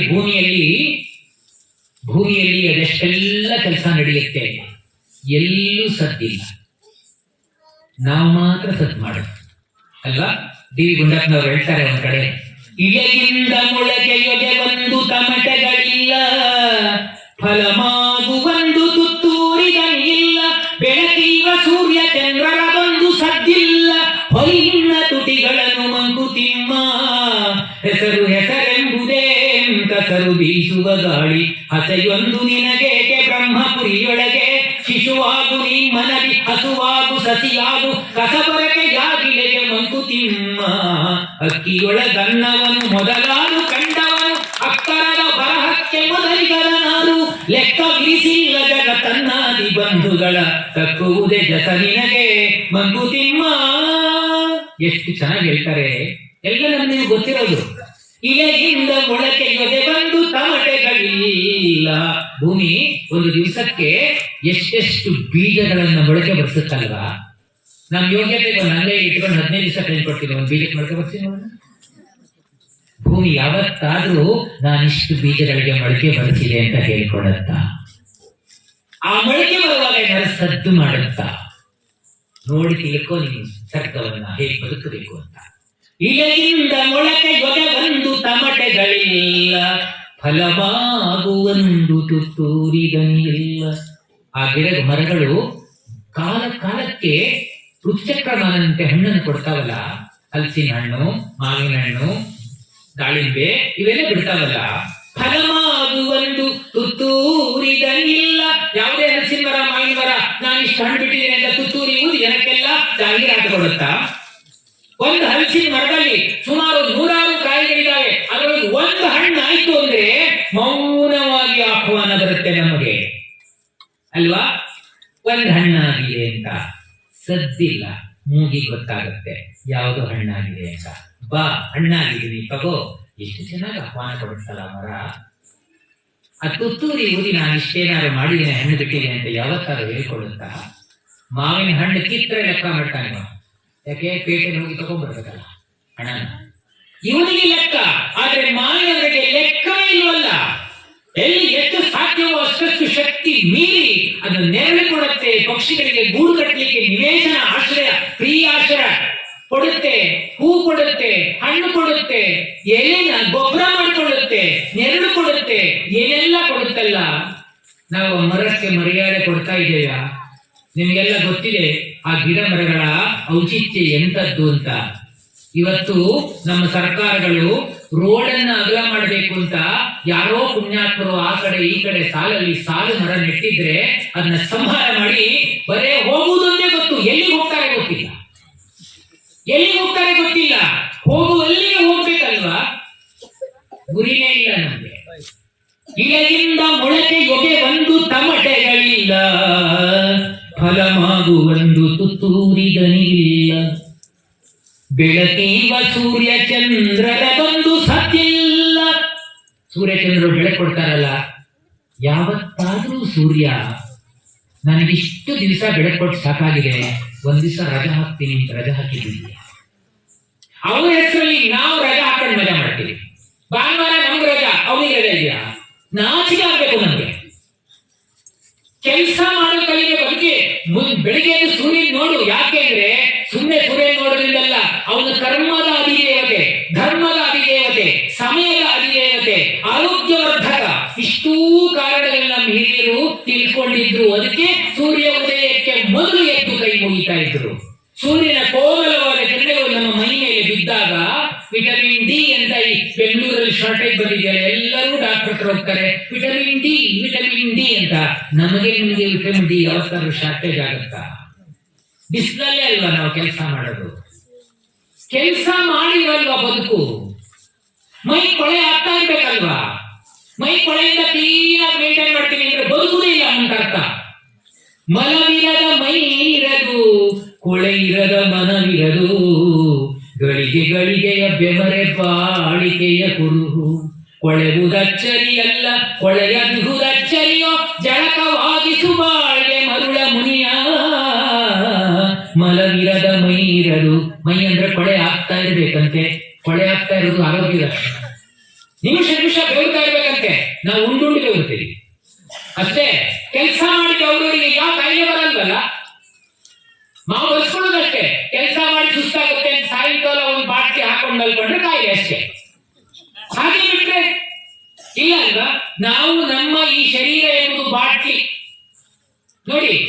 ಯಾವುದೋ ಒಂದು ನೀರಿನ ಬಾಟ್ಲಿ, ನೀರು ಇಲ್ಲ, ಬರೀ ಮೂಲಿ ಬಿದ್ದಿದೆ, ಅದು ಕಸದ ಬುಟ್ಟಿಗೆ ಹತ್ರ ಹೋಗಿದೆ. ಅದಕ್ಕೆ ಎಷ್ಟು ಬೆಲೆ ಕೊಡ್ತೀರಿ? ಏನೋ ಹೆಕ್ಕೊಂಡು ಕೊಟ್ರೆ ₹1 ಕೊಟ್ಟಾಗಲ್ವಾ? ಅದೇ ಬಾಟ್ಲಿ ತಂದು ಕ್ಲೀನಾಗಿ ತೊಳೆದು ಒಳ್ಳೆ ನೀರು ತುಂಬಿಸಿಡಿ, ಎಷ್ಟಾಗುತ್ತೆ ರೇಟು? ₹20-25 ಆಗುತ್ತೆ. ಅದನ್ನು ತೆಗೆದುಕೊಳ್ಳೋದು ಒಳ್ಳೆಯ ಹಾಲು ತುಂಬಿಸಿ, ಆಲ್ಕೋಹಾಲ್ ಅಲ್ಲ, ಹಾಲು ತುಂಬಿಸಿ ಅದಕ್ಕೆ ₹50 ಆಗುತ್ತೆ. ಅದನ್ನು ತೆಗೆದು ಜೇನುತುಪ್ಪ ತುಂಬಿ ₹500 ಆಗುತ್ತೆ. ಆ ಬಾಟ್ಲಿಗೆ ನಾವು ಏನ್ ತುಂಬುತ್ತೇವೆಯೋ ಅದರಂತೆ ಬೆಲೆ. ಅದರಿಂದ ಈ ಶರೀರಕ್ಕೆ ಏನ್ ತುಂಬಬೇಕು ಅಂತ ಯೋಚನೆ ಮಾಡಬೇಕೇ ಹೊರತು ಯಾವ್ಯಾವುದೋ ಸಿಕ್ಕಿದ್ದೆಲ್ಲ ತುಂಬಿದ್ರೆ ನಮ್ಮ ಜೀವನ ನಾಶ ಆಗೋಗುತ್ತೆ. ಇಂತಹ ಅರಿವು ಇಂತಹ ಸಂದರ್ಭದಲ್ಲಿ ಬರುತ್ತೆ. ಎಲ್ಲ ದೇವಸ್ಥಾನಗಳಲ್ಲೂ ಈ ಕಾರ್ಯ ನಡೆಯಬೇಕು. ಹಾಗಿದ್ರೆ ಭವ್ಯ ಭಾರತವಾಗಿ ಇರುತ್ತೆ. ಯಾರು ಸೇರ್ತಾರೆ? ನೀವು ಪಾಪ ಸೇರಿದ್ರೆ ಇಷ್ಟೊತ್ತಾದ್ರೂ ಸೇರಿದ್ರಿ. ಅರ್ಧ ಗಂಟೆ ಮಾತಾಗೋಯ್ತು. ನಂದು ಅರ್ಧ ಗಂಟೆ ಕಳೆದು ಬಿಟ್ಟಿದ್ವಿ. ನೀವು ನೋಡುವಾಗ ಯಾರು ಕೂಡ ಸಮಯ ಪ್ರಜ್ಞೆಯ ಬಗ್ಗೆ ಯೋಚನೆ ಮಾಡೋದಿಲ್ಲ. ಆ ರೀತಿ ಕೇಳ್ತಾ ಇದ್ರಿ. ಇನ್ನು ಅರ್ಧ ಗಂಟೆ ನಿಮ್ ಜೊತೆಗಿರ್ತೀನಿ ನಾನು. ಇಳಗಿಂದ ಮೊಳಕೆ ಜೊತೆ ಬಂದು ತಮಟೆಗಳಿಲ್ಲ, ಫಲಮಾಗು ಒಂದು ತುತ್ತೂರಿದನಿಲ್ಲ. ಬೆಳಕೀವ ಸೂರ್ಯ ಚಂದ್ರನದೊಂದು ಸದ್ದಿಲ್ಲ. ಸೂರ್ಯ ಚಂದ್ರ ಉದಯ ಆಗ್ತಾನಲ್ಲ, ಸೂರ್ಯ ಉದಯ ಸದ್ದಿದೆಯಾ? ಚಂದ್ರೋದಯ ಸದ್ಯ ಆಗುತ್ತಾ? ನೀವು ಎದ್ದ ಬೊಬ್ಬೆ ಕಾಫಿ ಆಯ್ತಾ ಅಂತ ಹೋದ ಹೊಡ್ದ. ಅದಕ್ಕೆ ಹೇಳ್ತಾರೆ, ಸದ್ದು ಮಾಡದೆ ನೀನು ಜಗಕ್ಕೆ ಬಂದವನಲ್ಲ, ಒದ್ದಾಟ ಗುದ್ದಾಟ ಬಾಳೆಲ್ಲವಾಯ್ತು. ಗದ್ದಲವ ಬಿಡಲು ಕಡೆ ದಿನವಾನು ಮಾದೀತೆ, ನಿದ್ದೆ ಬಲು ಸಾವ ಪಡೆ ಮಂಕುತಿಮ್ಮ, ನಿದ್ದೆ ಬಲು ಸಾವ ಪಡೆ ಮಂಕುತಿಮ್ಮ. ಆರ ಕೈ ತುತ್ತಿಗಂ ನಿನ್ನ ಕಾಯಿಸದ ವಿಧಿ, ಆರ ಭುಜಕ್ಕೂ ನಿನ್ನ ಭಾರವಾಗಿಸದೆ, ಆರ ಸಲೆ ಸುಳಿವು ಅಂಟದವಲಾಗಿಸಿ ನಿನ್ನ ಪರಗಾಣಿಸಬೇಡೋ ಮಂಕುತಿಮ್ಮ. ಇಷ್ಟ ಹೇಳ್ತಾರಲ್ವ, ಸದ್ದು ಮಾಡದೆ ನೀನು ಜಗಕ್ಕೆ ಬಂದವನಲ್ಲ. ಹುಟ್ಟಿದ ತಕ್ಷಣ ಸದ್ದು ಮಾಡ್ತೀವಿ. ಮನುಷ್ಯರ ಸದ್ದು ಮಾಡೋ ಯಾರು ಇಲ್ಲ. ಒಂದು ಹಸು ಕರು ಹಾಕುತ್ತಲ್ಲ, ಹಸುನ ಗಲಾಟೆ ಮಾಡಲ್ಲ, ಕರುನ ಗಲಾಟೆ ಮಾಡಲ್ಲ. ಕೊಟ್ಟಿಗೆ ನೀವೆಲ್ಲ ನೋಡಿರ್ತಿಲ್ಲ, ಅಯ್ಯೋ ಹಾಕ್ಬಿಟ್ಟಿದೆ, 12 ಗಂಟೆಗೆ ಹಾಕ್ತಿದ್ಯೋ ಏನೋ ಗೊತ್ತಿಲ್ಲ, ಸದ್ದೇ ಇಲ್ಲ. ಆದ್ರೆ ಮನುಷ್ಯ ನರ್ಸಿಂಗ್ ಹೋಗಿ ಕಿತ್ತೋಗೋ ಗಲಾಟೆ, ಅದಕ್ಕೆಲ್ಲ ವ್ಯವಸ್ಥೆ ಮಾಡ್ತಾ ಇದ್ದಾರೆ ಬಿಡಿ. ಈಗ ಈ ಮಗು ಹುಟ್ಟಿದ ತಕ್ಷಣ ಅಳಕ್ ಶುರು ಮಾಡುತ್ತೆ ಅಲ್ವಾ? ಅಳ್ಳಿಲ್ಲ ಅಂದ್ರೆ ಗಾಬರಿ ಆಗ್ತಾರೆ ಅವ್ರ ಕಡೆಯವರೆಲ್ಲ.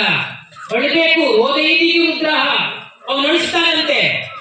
ಯಾಕೆ ಅಳೋದು ಹೇಳಿ? ನೀವೆಲ್ಲ ಮಕ್ಕಳಿದ್ದೀರಲ್ಲ, ನೀವೆಲ್ಲ ಹುಟ್ಟಿದ ತಕ್ಷಣ ಹತ್ತಿದ್ದೀರಿ ಅಂತ ಅನ್ಸುತ್ತಲ್ವಾ? ನಡ್ಕೊಂಡು ಬಂದರೆ ಯಾರು ಇದ್ದೀರಾ? ಇಲ್ಲ. ಯಾಕಂದ್ರೆ ಈ ಮಕ್ಕಳೆಲ್ಲ ಅಳ್ತಾರೆ. ಯಾಕೆ ಹತ್ತಿತ್ತು? ಅಯ್ಯೋ ನನ್ನ ಡೇಟ್ ಆಫ್ ಡೆತ್ ಫಿಕ್ಸ್ ಆಯ್ತಲ್ಲ ಅಂತ. ಹುಟ್ಟಿದ ತಕ್ಷಣ ಅದು ಸಂತೋಷ ಪಡುವ ದಿನ ಅಲ್ಲ. ಒಂದು ಕ್ಷಣ ಹೋಯ್ತು ಅಂದ್ರೆ ನಮ್ಮ ಜೀವನದಲ್ಲಿ ಆ ಕ್ಷಣ ಯಾವತ್ತೂ ಬರಲ್ಲ. ಇವತ್ತು ಎಲ್ಲ ನಾವು ಜೊತೆಗಿದ್ದೀವಲ್ಲ, ಪೂಜ್ಯ ಸ್ವಾಮೀಜಿಗಳ ಜೊತೆಗೆ ನಾವು ಸೇರ್ಕೊಂಡಿದ್ದೀವ, ಈ ಕ್ಷಣಗಳು ನಮ್ಮ ಜೀವನದಲ್ಲಿ ಯಾವತ್ತೂ ಬರಲ್ಲ. ನನಗೂ ಬರಲ್ಲ, ನೀವು ಬರಲ್ಲ, ಯಾರಿಗೂ ಬರಲ್ಲ. ಅದ್ಭುತ. ಒಂದು ಕ್ಷಣ ಕಳೆದ ಮೇಲೆ ಮತ್ ಬರ್ಲಿಕ್ಕೆ ಸಾಧ್ಯನೇ ಇಲ್ಲ. ಹೋಗ್ಬೇಕು ಅಂದ್ರೆ ರೆಡಿ. ಭಗವಂತ ನಮ್ಗೆ 2 ಟಿಕೆಟ್ ಮಾಡಿ ಕಟ್ಟಿದ್ದಾನೆ. 1 ಟಿಕೆಟ್ ಉಪಯೋಗಿಸ್ಕೊಂಡಾಗಿದೆ, ನಾವು ಕನ್ಫರ್ಮ್ ಮಾಡಿ ಕಳಿಸಿದ್ದಾನೆ. ಇನ್ನೊಂದು ಟಿಕೆಟ್ ಇದೆ, ಯಾವತ್ತು ಕನ್ಫರ್ಮ್ ಮಾಡ್ತಾನೆ ಅಂತ ನಮ್ಗೆ ಗೊತ್ತಿಲ್ಲ. ಕನ್ಫರ್ಮ್ ಮಾಡಿದ್ದೇ ಗೊತ್ತಾಗಲ್ಲ. ಆದ್ರೆ ಕನ್ಫರ್ಮ್ ಅಂತೂ ಮಾಡೇ ಮಾಡ್ತಾನ ಅಷ್ಟೇ. ನಾವು ಒಂದ್ ದಿವಸ ಬಂದಿದ್ದೇವೆ ಅಂದ್ರೆ ಹೋಗ್ಲೇಬೇಕಲ್ವಾ? ಹೋಗ್ಲಿಕ್ಕೆ ರೆಡಿಯಾಗಿರು. ಅವನು ಯಾರಿಗೂ ವಿನಾಯಿತಿ ರಿಯಾಯಿತಿ ಕೊಡಲ್ಲ. ನ್ಯಾಯವಾದಿ ಅಂದ್ರೆ ನ್ಯಾಯವಾದಿ. ಎಂತವ್ರು ಬೇಕಾದ ಪ್ರಧಾನಮಂತ್ರಿ ಆಗಿರಲಿ, ರಾಷ್ಟ್ರಪತಿ ಆಗಿರಲಿ, ಯಾವ ಅಮೆರಿಕನ್ ಪ್ರೆಸಿಡೆಂಟ್ ಆಗಿರಲಿ, ಬಾ ಅಂದ್ರೆ ಬಂದ್ಬಿಡ್ಬೇಕು ಅವನು. ನಾನ್ ಪ್ರೆಸಿಡೆಂಟ್, ಇನ್ನೊಂದು 15 ದಿವಸ ಕೂತ್ಕೋತೀನಿ ಬಿಡಲ್ಲ. ಒಬ್ಬ ಯಾವನ 2.5 ಕೋಟಿ ರೂಪಾಯಿ ಖರ್ಚು ಮಾಡೋದು ಮನೆ ಕಟ್ಟಿದ್ದಾನೆ. ಜೀವಮಾನದ ಎಲ್ಲಾ ಸಂಪಾದನೆ ಉಪಯೋಗಿಸಿ ಮನೆ ಕಟ್ಟಿದ್ದ. ಮನೆ ಒಳಗಡೆ ಈಜುಕೊಳ ಇತ್ತು, ಅದಿತ್ತು, ಇದಿತ್ತು, ಎಲ್ಲ ಇತ್ತು. ನಿನ್ನೆ ಗೃಹ ಪ್ರವೇಶ ಮಾಡಿಸಿದ. ಮತ್ತೆ ಮರುದಿವಸ ಬಂದ್ಬಿಟ್ಟು ಬಾಗಿಲು ಹಾಕೊಂಡು ಎಲ್ಲ ವಸ್ತುಗಳನ್ನೆಲ್ಲ ಹೊಸ ಮನೆ ಅರೇಂಜ್ ಮಾಡ್ತಾ ಇದ್ದಂತೆ, ಸಿದ್ಧ ಮಾಡ್ತಾ ಇದ್ದ. ಅಷ್ಟೊತ್ತಿಗೆ ಬಾಗಿಲು ಸದ್ದಾಯ್ತಂತೆ. ಬಾಗಿಲು ತೆಗೆದು ನೋಡ್ದ. ಮಕ್ಕಳಿದಾರಲ್ಲ, ಕತೆ ಹೇಳ್ತಾ ಇದ್ದೇನೆ. ಬಾಗಿಲು ತೆಗೆದು ನೋಡ್ದ. ಯಾರು ನೀನು ಅಂತ ಕೇಳ್ದ. ನಾನು ಮಿಸ್ಟರ್ ಯಮ ಅಂತ. ಇಲ್ಲಿ ಯಾಕೆ ಬಂದೆ? ಪಟ್ಟಿ ತಗೊಂಡು ಬಂದಿದ್ದ, ಬರ್ಕೊಂಡಿದ್ದ. ಇಲ್ಲ ಮೇಲ್ಗಡೆ ಇನ್ನು ಹೆಸರಿತ್ತು, ಎಲ್ಲ ಸುಮಾರು 50-60 ಹೆಸರಿತ್ತು. ನೋಡು ಅಂತ. ಏನು ಗೊತ್ತಾಗ್ಲಿಲ್ಲ ಅಂತ. ಮೇಲ್ಗಡೆ ಹೆಸರು ನೋಡು, ನಂದೇ ಹೆಸರಿದೆ. ಹೊರಟು ಬಿಡಿಲ್ಲ, ಟೈಮ್ ಆಗೋಗಿದೆ. ಅಲ್ಲಪ್ಪ, 2.5 ಕೋಟಿ ನಾನು ಖರ್ಚು ಮಾಡಿದ್ದೀನಿ, ನಿನ್ನೆ ಗೃಹ ಪ್ರವೇಶ ಮಾಡಿಸಿದ್ದೀನಿ, ಒಂದು 15 ದಿವಸ ಇರ್ಲಿಕ್ಕೂ ಬಿಡಲ್ಲ, ನೀ ಎಂತನಪ್ಪ? ನಮ್ಮ ಹತ್ರ ಆಗಲ್ಲ, ಅದೆಲ್ಲ ಬರ್ಲೇಬೇಕು. 2 ದಿವಸ ಕೊಡಯ್ಯ, ಒಂದ್ಸಲ ಪೀಜು ಕೂಡ ಕಾರ್ಯಾಲಯ ಬರ್ತೀನಿ. ಇಲ್ಲ ಅಂದ. ಒಂದು 5 ನಿಮಿಷ ಕೊಡು. ಇಲ್ಲ. ಒಂದು ಕ್ಷಣ ಕೊಡು. ಇಲ್ಲ ಅಂದ. ಓ, ಈ ಬಗ್ಗುವ ಜನ ಅಲ್ಲ ಇವನು. ಉಪಾಯದಲ್ಲಿ ಇವನನ್ನ ಪಳಗಿಸ್ತೇನೆ ಅಂತ ಯೋಚನೆ ಮಾಡ. ಕೂತ್ಕೊ, ಬರ್ತೀನಪ್ಪ, ಈಗ ಬಂದ್ಬಿಡ್ತೀನಿ, ಕೂತ್ಕೊ ಅಂದ. ಏನಪ್ಪ ಆಶ್ಚರ್ಯ ಆಯ್ತು. ಯಮನಿಗಾರರು ಬಂದು ಕೂತ್ಕೊಂತ ಹೇಳ್ತಾರೆ. ನೋಡಿದ ತಕ್ಷಣ ಹಾಲು ಹೋಗ್ಬಿಟ್ಟ. ಇಲ್ಲ, ಆಶ್ಚರ್ಯ ಆಯ್ತು ಅವನಿಗೆ. ಒಂದು ಬಿಸಿ ಹಾಲು ತಂದ್ಕೊಟ್ಟ ಕುಡಿ ಅಂತ. ಅವನಿಗೆ ಇನ್ನೂ ಆಶ್ಚರ್ಯ ಆಯ್ತು. ಯಮನಿಗೆ ಇಷ್ಟವರೆಗೆ ಯಾರು ಹಾಲು ಕೊಟ್ಟೋದಿಲ್ಲ. ಬಿಸಿ ಬಿಸಿ ಹಾಲು ಕುಡಿದ ತಕ್ಷಣ ನಿದ್ದೆ ಬರಂಗಾಯ್ತು. ಯಾಕೆ? ಪುಣ್ಯಾತ್ಮ ಆ ಹಾಲಿಗೆ ನಿದ್ರೆ ಮಾತ್ರ ಹಾಕಿದ್ದ. ಕುಡಿದ ನಿದ್ದೆ ಮಾಡ್ಬೇಕು ಅಂತ ಅನ್ಸುತ್ತಲ್ಲ ಮರ. ಇಲ್ಲ, ಅಯ್ಯೋ 4-5 ರೂಮ್ ಇದಾವೆ, ಒಂದು ರೆಡಿ ಇದೆ, ಹೋಗಿ ಮಲ್ಕೋ, ನಿನಗೆ ಮಾಡಿದ್ದಾರೆ. ಮಲ್ಸಿದ. ಆ ಪಟ್ಟಿ ಇಟ್ಕೊಂಡೆ ಹೋಗಿದ್ದ. ನಿದ್ದೆ ಮಾಡಕ್ ಶುರು ಮಾಡ್ದ, ಗೊರಿಯಕ್ ಶುರು ಮಾಡ್ದ. ಸರಿ ಮಾತ್ರ ಹಾಕಿದ, ನಿದ್ದೆ ಮಾಡ್ತಾ ಇದ್ದ, ಗೊರಿಕ್ ಶುರು ಮಾಡ್ದ. ಪಟ್ಟಿ ತೆಗ್ದ. ಪಟ್ಟಿ ತೆಗೆದು ಏನ್ ಮಾಡ್ತಾನೆ ಮಕ್ಕಳೇ? ಮೇಲ್ಗಡೆದು ತೆಗೆದ ರಾತ್ರಿ ಹಾಕೊಂಡ. 15 ವರ್ಷನೇ ಬರ್ತದೆ. ಹಾಕಿದ, ಅಲ್ಲಿ ಇಟ್ಟ, ಖುಷಿಯಾಗಿದ್ದ. ಅರ್ಧ ಗಂಟೆ ನಿದ್ದೆ ಮಾಡಿ ಕಡಿಮೆ ಎದ್ದ ಯಮ. ಎದ್ದು, ಅಯ್ಯೋ ಮರ, ನನ್ನ ಸ್ವಾಮಿ ಇಷ್ಟು ನಿದ್ದೆ ಮಾಡಿದ್ದೇ ಇಲ್ಲ. ಪುಣ್ಯಾತ್ಮ ಮರ, ಇಷ್ಟೆಲ್ಲ ನನ್ ಕೊಟ್ಟು ನಿದ್ದೆ ಬರೆಸ್ಬಿಟ್ಟಿದ್ಯಲ್ಲಪ್ಪ, ನನ್ಗೆ ಬಹಳ ಖುಷಿ ಆಯ್ತು. ನಾನು ಇದುವರೆಗೆ ಯಾರಿಗೂ ಕೂಡ ಈ ಸಾವಿನ ವಿಚಾರದಲ್ಲಿ ರಿಯಾಯಿತಿಯನ್ನು ಕೊಟ್ಟವನೇ ಅಲ್ಲ. ಆದ್ರೆ ನೀನ್ ಇಷ್ಟೆಲ್ಲ ನನಗೆ ಉಪಚಾರ ಮಾಡಿದ್ಯಲ್ಲ, ಅದಕ್ಕೆ ನೀನು ಕೊಡ್ತೀನಿ. ಏನು ಅಂದ್ರೆ ಮೇಲಿನ ಹೆಸರು ಬಿಡ್ತೀನಿ, ಕೆಳಗಡೆ ಹೆಸರು ತಗೊಂಡು ಹೋಗ್ತೀನಿ ಅಂತ ಅವನೇ ಬರ್ತೀನಿ ಅಲ್ವಾ? ಒಂದು ಕ್ಷಣ ಹಿಂದಿರದು, ಒಂದು ಕ್ಷಣ ಮುಂದಿರದು, ಒಂದು ಕ್ಷಣ ಹಿಂದಿಲ್ಲ ಒಂದು ಕ್ಷಣ ಮುಂದಿಲ್ಲ, ಹಿಂದ ನಿನ್ನ ಋಣ ತೀರುತ್ತಲೆ ಪಯಣ, ಹಿಂದಾಗದೊಂದು ಜನ ಮುಂದ ಕುಂಗಾದಿರದು, ಸಂದ ಲೆಕ್ಕವರಲ್ಲೇ ಮಂಕುತಿಮ್ಮ, ಸಂದ ಲೆಕ್ಕವರಲ್ಲೇ ಮಂಕುತಿಮ್ಮ. ಒಂದಗಳು ಜಾಸ್ತಿ ಊಟ ಮಾಡಲ್ಲಂತೆ, ಒಂದಗಳು ಕೊರತೆ ಇರಲ್ಲಂತೆ. ಒಂದು ಉಸಿರು ಹೆಚ್ಚಿರಲ್ಲ, ಒಂದು ಉಸಿರು ಕೊರತೆ ಇರಲ್ಲ. ರೆಡಿ ಆಯ್ತು, ಹೊರಟು ಬಿಡ್ಬೇಕಲ್ವಾ?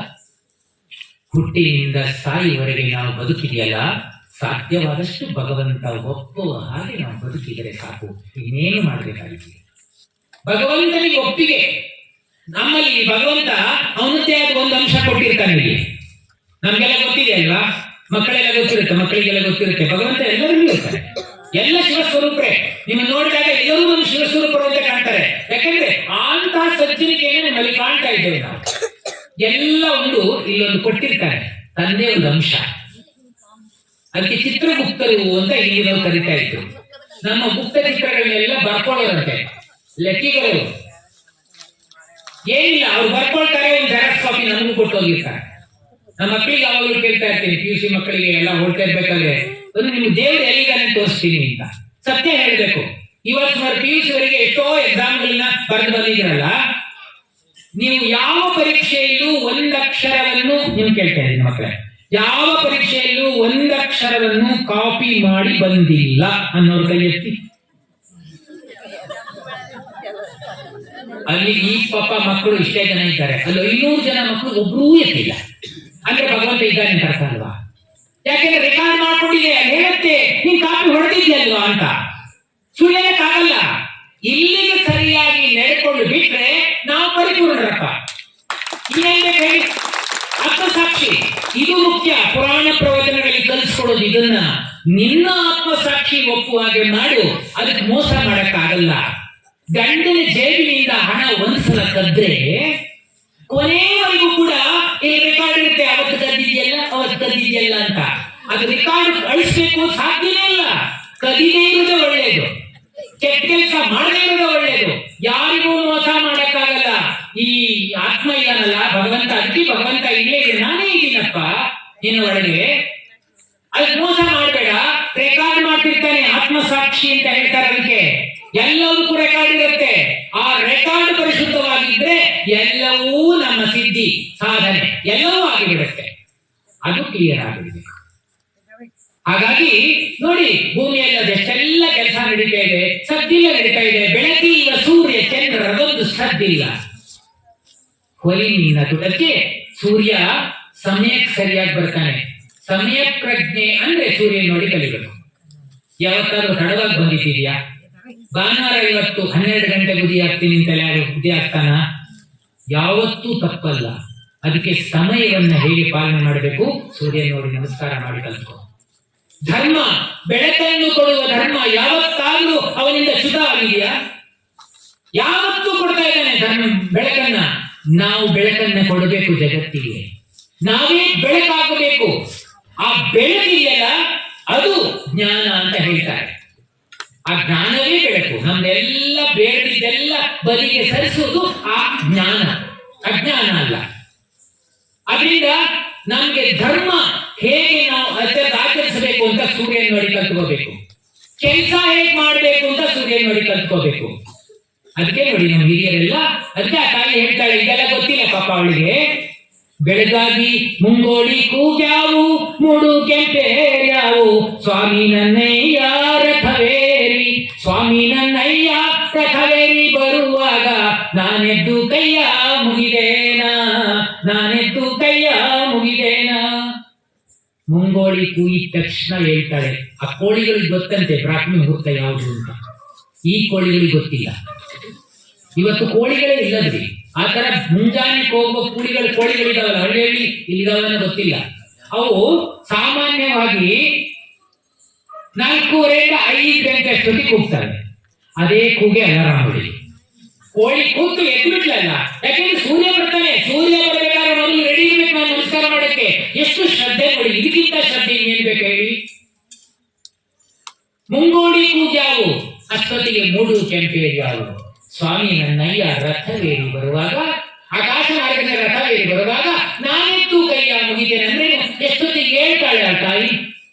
ಎದ್ದ ತಕ್ಷಣ ಪಾಪ ಈಗಿನ 4 ವೀಲ್ಗಳಿರಲಿಲ್ಲ, ಏನೇನು ಇರಲಿಲ್ಲ, ಕೆಲಸ ಮಾಡಬೇಕಾಗಿತ್ತು. ಇವತ್ತೆಲ್ಲ ಕೆಲಸಗಳಿಗೆಲ್ಲ ಯಂತ್ರ ಕೊಟ್ಬಿಟ್ಟಿದೀವಿ ನಾವು. ಈ ಯಂತ್ರ ಹಾಳಾಗ್ತಿದೆ, ಅದು ಆಸ್ಪತ್ರೆಗೆ ಹೋಗುತ್ತೆ, ವೇಸ್ಟ್ ಆಗುತ್ತೆ ಅಲ್ವಾ. ಇವತ್ತು ಬಟ್ಟೆ ತೊಳೆಯಲ್ಲ ನಮ್ಮ ಹೆಣ್ಮಕ್ಳು ಆಗ್ಲಿ ಗಂಡು ಮಕ್ಕಳು ಆಗ್ಲಿ. ಬಟ್ಟೆ ಬಲ ಆಗುದು ಬಟ್ಟೆ ತೊಳೆದ್ರೆ. ವಾಷಿಂಗ್ ಮಿಷನ್ ಇದೆಯಲ್ಲ ಮನೆಯಲ್ಲಿ? ಇಲ್ಲ. ಯಾರ್ದಾರ ಮನೆಯಲ್ಲಿ ವಾಷಿಂಗ್ ಮಿಷನ್ ಇಲ್ಲ ಅಂದ್ರೆ ಅಕ್ಕಪಕ್ಕದವ್ರು ಆಡ್ಕೊಳ್ಳೋದು. ಇವ್ರಲ್ಲಿ ವಾಷಿಂಗ್ ಇಲ್ವಾ, ಫ್ರಿಜ್ ಇಲ್ವೋ, ಮನುಷ್ಯರಲ್ವೋ, ಹೀಗೆಲ್ಲ ಮನೆ ಶುರು ಮಾಡ್ಬಿಡ್ತಾರೆ ಅಲ್ವಾ. ತಿರುವಿ ಯಾರು ಚಟ್ನಿ ಮಾಡ್ತಾರಲ್ಲ, ಆ ಚಟ್ನಿಯ ರುಚಿ ಮಿಕ್ಸಿಯ ರುಚಿ ಬರೋದಿಲ್ಲ ನೋಡಿ. ಎಲ್ಲ ಗೊತ್ತಿದೆ ನಿಮ್ಗೆ. ಆದ್ರೆ ಮನಸ್ಸಿಗೆ ನಾನು ಅಡಿಗೆ ಮಾಡ್ತೀನಿ, ಧೈರ್ಯವಾಗಿ ಹೇಳ್ತೀನಿ. ನಾನು ಅಡಿಗೆ ಮಾಡುವುದಾದ್ರೆ ಯಾವತ್ತೂ ಮಿಕ್ಸಿ ಉಪಯೋಗಿಸಲ್ಲ. ನಾನೇನಾದ್ರೂ ಚಟ್ನಿ ಮಾಡಿದ್ರೆ ಮನೆಯಲ್ಲಿ ನನಗೆ ಇರಲ್ಲ, ಎಲ್ಲ ಖಾಲಿ ಆಗಿದೆ. ನಮ್ಮ ಮನೆಯಾಗಿ ಚಟ್ನಿ ಮಾಡಿ ಮಿಕ್ಸರ್ ಮಾಡಿಟ್ಟು ಸಾಯಂಕಾಲ ನಾಳೆ ಫ್ರಿಡ್ಜಿಗೆ ಹೋಗಿ ಸೇರ್ಕೊಂಡು ಕೊಳತು ಏನೆಲ್ಲ ಅವಸ್ಥೆ ಆಗುತ್ತದೆ ಅಲ್ವಾ. ದುಡಿಯೋದು ಯಾತಕ್ಕಾಗಿ ನಾವು ರುಚಿಯಾಗಿ ತಿನ್ಬೇಕಲ್ವಾ. ಕೆಲಸ ಮಾಡ್ಲಿಕ್ಕೆ ಅಂದ್ರೆ ಅದೇ ರುಬ್ಬಿದ ಚಟ್ನಿಯ ರುಚಿ ಹೇಗಿದೆ ಗೊತ್ತಿದೆ ಅಲ್ವಾ ನಮ್ಗೆಲ್ಲ? ಎಷ್ಟು ಚೆನ್ನಾಗಿರುತ್ತೆ. ಎಲ್ಲದಕ್ಕೂ ಮಿಷನ್ ಬಂದಿದೆ. ವಾಶ್ ರಾಣಿ ಬಟ್ಟೆ ತೊಳಿತಾಳೆ, ಅದೇನು ಬಹಳ ಕ್ಲೀನ ತೊಳಿತಾಳ, ನಿಮ್ಗೆ ಹೆಣ್ಮಕ್ಳಿಗೆ ಗೊತ್ತಿಲ್ಲ. ಒಂದು ಬಟ್ಟೆಯಿಂದ ಇನ್ನೊಂದು ಬಟ್ಟೆಗೆ ಹೊಳೆಯನ್ನ ಮಿಶ್ರಣ ಮಾಡಿಕೊಡುವ ಯಂತ್ರವೇ ವಾಷಿಂಗ್ ಮಿಷನ್. ಬಹಳ ಕ್ಲೀನ್ ಆಗಲ್ಲ. ಒನಕೆಯಿಂದ ಕುಟ್ಟಿ ಭತ್ತನ ಕುಟ್ಟಿ ಅಕ್ಕಿ ಮಾಡ್ತಿದ್ರು, ಹೋಗಿ ಬೇಡ. ರೊಟ್ಟಿ ಕಟ್ಟಕ್ಕೂ ಮಿಷನ್ ಬಂದಿದೆ. ಅಷ್ಟು ಎಕ್ಸಸೈಸ್ ಇಲ್ಲ, ಏನೂ ಇಲ್ಲ. ಕಸ ಗುಡಿಸ್ತಿದ್ರು, ಬೆನ್ನಿಗೆ ಸೊಂಟಕ್ಕೆ ಕಾಲಿಗೆ ಎಲ್ಲ ಎಕ್ಸಸೈಸ್ ಆಗ್ತಿತ್ತು. ಇವತ್ತು ನಿಂತ್ಕೊಂಡು ಕಸ ಗುಡಿಸೋದಿದೆ, ವ್ಯಾಕ್ಯೂಮ್ ಕ್ಲೀನರ್ ಈಗ ಅಂದ್ಬಿಟ್ಟು ಹೋಯ್ತು. ಎಲ್ಲದಕ್ಕೂ ಮಿಷನ್ನೇ. ಈ ಮಿಷನ್ ಹಾಳಾಗುತ್ತೆ. ಅದಕ್ಕೆ ಹೆಣ್ಣು ಮಕ್ಕಳಿಗೆ ನಿಮಗೆಲ್ಲ ಬರಲಿಲ್ಲ ಅಂತ ಅನ್ಕೊಂಡಿದೀನಿ. ಹೆಣ್ಣು ಮಕ್ಕಳಿಗೆ 30-35 ವರ್ಷಕ್ಕೆ ಗಂಟು ನೋವು ಬರುತ್ತೆ. ಯಾಕೆ ಅಂದ್ರೆ ಮನೆಯಲ್ಲಿ ವ್ಯವಸ್ಥೆ, ಅಡಿಗೆ ಮಾಡುವ ವ್ಯವಸ್ಥೆ ಎಲ್ಲ ನಿಂತ್ಕೊಂಡು ಅಡಿಗೆ ಮಾಡೋದಿದೆಯಲ್ಲ, ಆ ಭಾರವನ್ನ, ಶರೀರ ಭಾವನ ಗಂಟು ಎಷ್ಟು ತಡ್ಕೊಂಡಿತ್ತದು. ನಮ್ಮಮ್ಮ 83 ವರ್ಷ, ಇವತ್ತು ಗಂಟು ನೋವಿಲ್ಲ ನಮ್ಮ ಆಕೆಗೆ, ನಮ್ಮಮ್ಮಗೆ. ನಮ್ಮ ಹೆಂಡತಿಗೆ 60 ವರ್ಷ ದಾಟಿಲ್ಲ, ಗಂಟು ಬಂದು 10 ವರ್ಷ ಆಯ್ತು. ಯಾಕೆ? ನಾವೇ ಮಾಡ್ಕೊಂಡಿದ್ದಲ್ಲ. ಅದಕ್ಕೆ ನಿಂತ್ಕೊಂಡು ಎಲ್ಲಿವರೆಗೆ ಅಡಿಗೆ ಮಾಡ್ತೀರಾ ಅವರಿಗೆ ಬೇಗ ಬೇಗ ಗಂಟು ನೋವು ಬರುತ್ತೆ, ಸಹಜ. ಅದೇ ಹೆಣ್ಮಕ್ಳಿಗೆ ಹೋದಾಗ ಮನೆಗೆ ಹೋಗಿ ನಿಂತ್ಕೊಂಡು, ಯಾರ ಅಕ್ಕಪಕ್ಕದ ಮನೆಯವರು ಇವ್ರ ಮೇಲೆ ಇನ್ನೂ ಕೂತ್ಕೊಂಡೇ ಅಡಿಗೆ ಮಾಡ್ತೀರಾ, ಕೂತ್ಕೊಂಡೇ ತರ್ತೀರಾ ರೊಟ್ಟಿನ, ಇಲ್ಲಿ ಕಪಾಳಿ ತಟ್ಟಬೇಕು ಅಂತ ಅನ್ಸೋದಿಲ್ಲ. ಎಲ್ಲ ಅವ್ರಿಗೆ ಹೊರಗಾಗಿ ಬದುಕೋದ ನಾವು, ನಮಗಾಗಿ ಬದುಕಬೇಕಲ್ವಾ?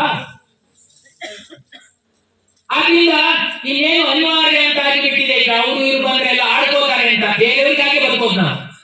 ಒಂದು ಸ್ಟೂಲ್ ಇಟ್ಕೊಳ್ಳಿ ಎತ್ತರದ್ದು, ಆಗಾಗ ಕೂತ್ಕೊಳ್ಳಿ. ತರಕಾರಿ ಹೆಚ್ಚುವಾಗ ಕೂತ್ಕೊಂಡೇ ತರಕಾರಿ ಹೆಚ್ಚಿ, ರೊಟ್ಟಿ ತಟ್ಟುವಾಗ ನೆಲ ಮೇಲೆ ಕೂತ್ಕೊಂಡೇ ತಟ್ಟಿ. ಸಾಧ್ಯವಾದಷ್ಟು ದೂರ ಆಗುತ್ತೆ ಗಂಟು ದೂರ ಆಗುತ್ತೆ. ನಾವೇ ಮಾಡ್ಕೊಂಡಿದ್ದಲ್ವಾ? ಇವತ್ತು ಗುದ್ದಲಿಯಿಂದ ಕಡಿಯೋದಿಲ್ಲ, ಅದಕ್ಕೆಲ್ಲ ವ್ಯವಸ್ಥೆ ಬಂದಿದೆ. ಪಿಲ್ಲರು, ಟ್ಯಾಕ್ಟ್ರು ಎಲ್ಲ. ನಮ್ಮ ವಿದ್ಯಾನ್ಯ ಶಣೆ ಯಾವಾಗಲೂ ಹೇಳೋರು, ಎತ್ತುಗಳು ಹೊಗೆ ಉಗಳಲ್ಲ, ಟ್ಯಾಕ್ಟರ್ಗಳು ಸಗಣಿ ಹಾಕಲ್ಲ. ಎಷ್ಟು ಅರ್ಥ ಇದೆ ನೋಡಿ. ಆ ಎತ್ತುಗಳನ್ನ ಉಪಯೋಗಿಸ್ಕೊಂಡು ಉಳುತ್ತಿದ್ರಲ್ಲ, ಏನ್ ಆನಂದ. ನಾವೆಲ್ಲ ಕುತ್ಕೊಂಡು ನೋಡ್ತಾ ಇದ್ವಿ. ಆ ಉಳುವರು ಹಾಡು ಹೇಳ್ತಾ ಇದ್ರು, ಹಾಡು ಕೇಳ್ಕೊಂಡು ಆ ಎತ್ತುಗಳು ಎಷ್ಟು ಚೆನ್ನಾಗಿ ಹೋಗ್ತಾ ಇದ್ವು. ಟಿಲ್ಲರು ಹಾಡು ಅದ್ರದ್ದೇ ಹಾಡು ಜಾಸ್ತಿ ಆಗಿರುತ್ತೆ. ಇನ್ನೇನ್ ಹಾಡ್ತಾರೆ? ಜಾನಪದ ಸಾಹಿತ್ಯ ಹುಟ್ಟಿದ್ದು ಕೆಲಸ ಮಾಡುವಾಗ, ತೋಟ ಗದ್ದೆಗಳಲ್ಲಿ ಕೆಲಸ ಮಾಡುವಾಗ, ರೊಟ್ಟಿ ತಟ್ಟುವಾಗ, ಕೊಯ್ಲು ಮಾಡುವಾಗ, ನಾಟಿ ಮಾಡುವಾಗ ಒಬ್ರಿಗೊಬ್ರು ಕೇಳ್ಕೊಳ್ತಾ ಇದ್ರು. ಎಷ್ಟು ಬುದ್ಧಿ ಹರಿತಾ ಆಗಿತ್ತಲ್ಲ ಅವತ್ತು. ನಮ್ಗೆ ಹೇಳಕ್ಕಾಗಲ್ಲ ಇವತ್ತು. ನಾನು ಒಂದು ಕೇಳ್ತೀನಿ, ಅವ್ರ ತಾಯಿ ಹಿಂದೆ ಆ ಗರತಿ ಹೇಳಿದ್ದು ಒಂದು ಒಗಟಿನ ತರದ್ದದು. ಮಕ್ಕಳು ಎಲ್ಲ ಇದ್ದಾರೆ, ಯಾರು ಹೇಳ್ತೀರಿ ನೋಡೋಣ? ಕಾಲ್ ಮುಟ್ಟ ಇದೆಯಾ? ಇನ್ನೊಂದು 10 ನಿಮಿಷ ಇದೆ. ನಾನು ಶುರುವೇ ಮಾಡಿದ.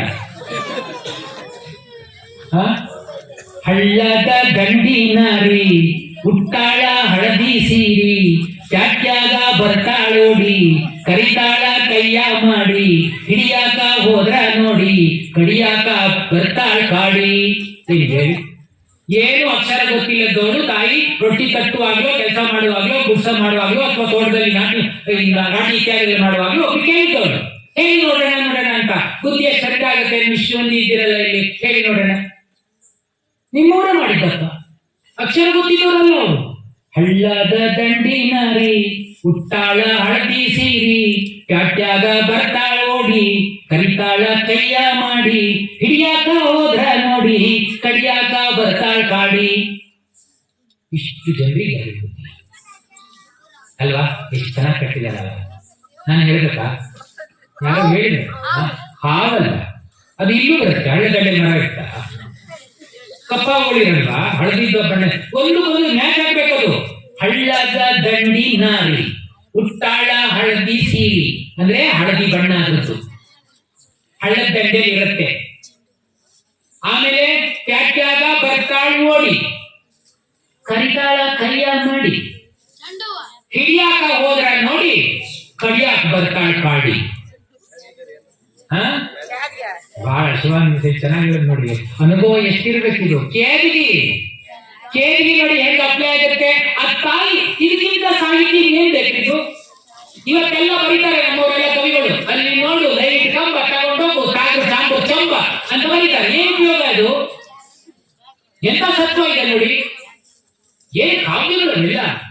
ಲಕ್ಷ್ಮೀಧರ ಅಮಾತ್ಯನ ಸಣ್ಣ ಮಗುವಾಗಿದ್ದಾಗ ಮೊಲೆ ಹಾಲು ಕೊಡಬೇಕಾದ್ರೆ ತಾಯಿ ಹೇಳ್ತಿದ್ದಂತೆ, ಕೆರೆಯಂ ಕಟ್ಟಿಸು, ಬಾವಿಯಂ ಸವೆಸು, ದೇವಾಗಾರವಂ ಮಾಡಿಸು, ಅಜ್ಜರೆಯೊಳ್ ಸಿಲ್ಕಿದನಾಥರಂ ಬಿಡಿಸು, ಮಿತ್ರರ್ಗೆಂಬು ಕೈ ನಂಬಿದವರ್ಜರ ಒಟ್ಟಾಗಿರು, ಶಿಷ್ಯರಂ ಪೊರೆ ಇಂತೆಲ್ಲವಂ ತಿಂತೆ ಕಾನರಗಳ್ ಒಂದು ತೊಟ್ಟು ಪಾಲರೆ ಒಂದು. ಕಿವಿಯೊಳ್ ಲಕ್ಷ್ಮೀಧರನ ಅಮಾತ್ಯನ ಆ ಮಕ್ಕಳನ್ನ ಹೇಗೆ ಸಾಕ್ತಾ ಇದ್ರು, ಹೇಗೆ ತುಂಬ್ತಾ ಇದ್ರು. ಇವತ್ತೇನ್ ತುಂಬ್ತಿದೀವಿ ನಾವು?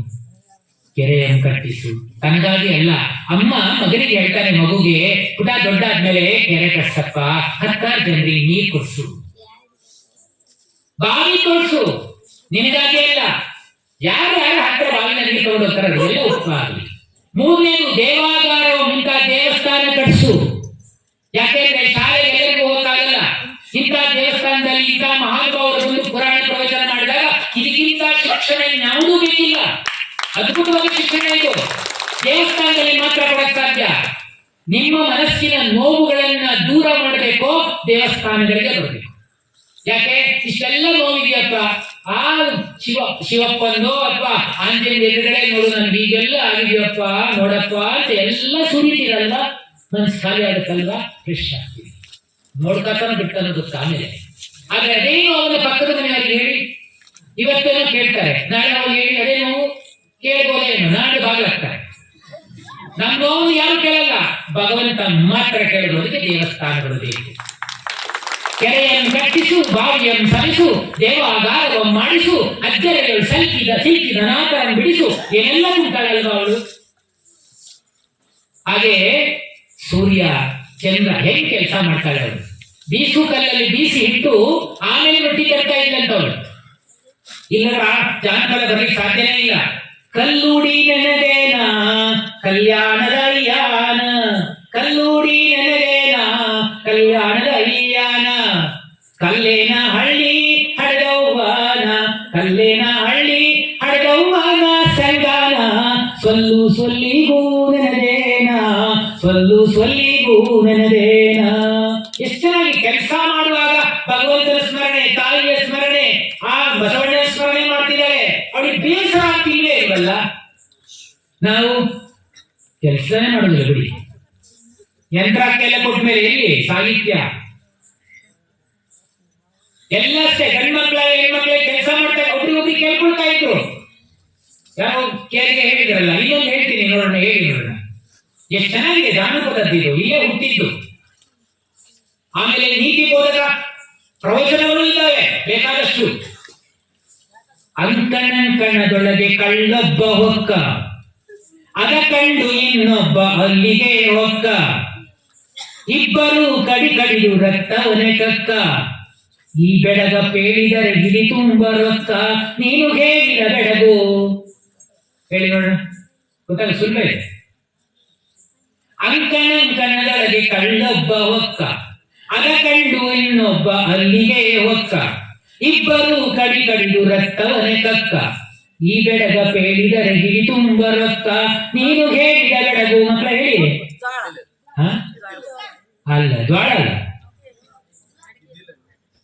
ಯಾರು ಹೇಳಿದ್ರು? ಹೇಳಿದ್ರಲ್ಲ.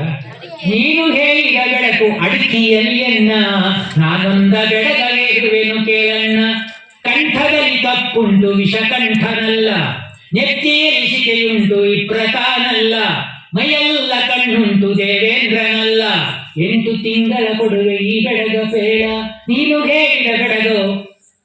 ಬಹಳ ಬುದ್ಧಿವಂತರಲ್ಲ, ಬಹಳ ಬುದ್ಧಿವಂತರ ಹೇಳ್ತೀರ ನೀವು. ನಿಮ್ಗೆ ಮಾತ್ರ ಸಾಧ್ಯ. ನಾವು ಸಿಟಿ ಬಳಿ ಹೋದ್ರೆ ಒಬ್ರು ಬಾಯಿ ಬಿಡಲ್ಲ. ಇಷ್ಟು ಹೇಳಿದ್ರಲ್ಲ, ಹೇಳಿ.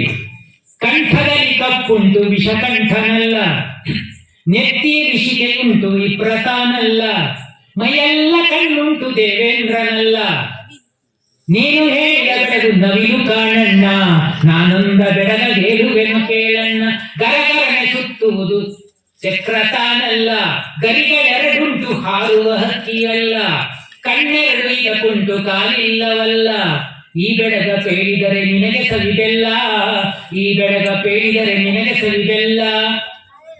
ನಿದ್ದೆ ಮಾಡ್ತೀರಿ ಅಂತ ಹೇಳ್ತಾ ಇದ್ದೀನಿ. ಹೌದು, ನವಿಲ್ ಆಯ್ತಲ್ಲ. ಗರಗರ ತಿರುಗುವುದು ಚಕ್ರ ತಾನಲ್ಲ, ಗರಿಗಳೆರಡುಂಟು ಹಾರುವ ಹಕ್ಕಿಯಲ್ಲ, ಕಣ್ಣೆರಡು ಈಗ ಕುಂಟು ಕಾಲಿಲ್ಲವಲ್ಲ. ವೆರಿ ಗುಡ್, ಕೈ ಹೋಗಿರುತ್ತೆ. ಆಮೇಲೆ ಸೇರೋ ಅಷ್ಟೂ ಹೇಳಿದ ಜಾಗ ಇದೆ ಒಂದು. ನಮೋ ನಮಃ. ಆದ್ರಿಂದ ನಾವು ಹುಟ್ಟುವಾಗ ಹೇಗೋ ಬಂದಿದ್ದು ಗಲಾಟೆ ಮಾಡ್ಕೊಂಡು ಬಂದಿರ್ತೀವಿ. ಸದ್ದು ಮಾಡದೆ ನೀನು ಜಗಕ್ಕೆ ಬಂದವನಲ್ಲ, ಒದ್ದಾಟ ಗುದ್ದಾಟ ಬಾಳೆಲ್ಲವಾಯ್ತು, ಗದ್ದಲವ ಬಿಡಲು ಕಡೆದಿನವಾನು ಮಾದೀತೆ, ನಿತ್ಯವಲು ಸಾವ ಪಡೆ ಮಂಕುತಿಮ್ಮ. ಇಷ್ಟು ಜನ ಪ್ರಾರ್ಥನೆ ಮಾಡ್ಬೇಕಂತ ಭಗವಂತನ ಹತ್ರ. ನೀನ್ ಸದ್ದು ಮಾಡದೆ ಬಂದವನಲ್ಲ, ಹುಟ್ಟಿದ ತಕ್ಷಣ ಸದ್ದು, ಜೀವನದಲ್ಲಿ ಸತ್ತೋ ಸತ್ತು. ಕೆಲವರು ನಿದ್ದೆನೂ ಸದ್ದು ಮಾಡ್ತಾರಲ್ಲ, ಗೊತ್ತಿದೆಯಲ್ಲ. ಕೆಲವರಂತೂ ನಿದ್ದೆ ಎದ್ದೆದ್ದು ಓಡಾಡ್ತಿರ್ತಾರೆ, ನಿದ್ದೆನೂ ಸುಮ್ಮನೆ ಇರಲ್ಲ ಅವರು. Sound sleep, sound for others, sleep for themselves. ಯಾರು ಸೌಂಡ್ ಮಾಡ್ತಾರಲ್ಲ, ನಿದ್ದೆನೂ ಸುಮ್ಮನಿರಲ್ಲ.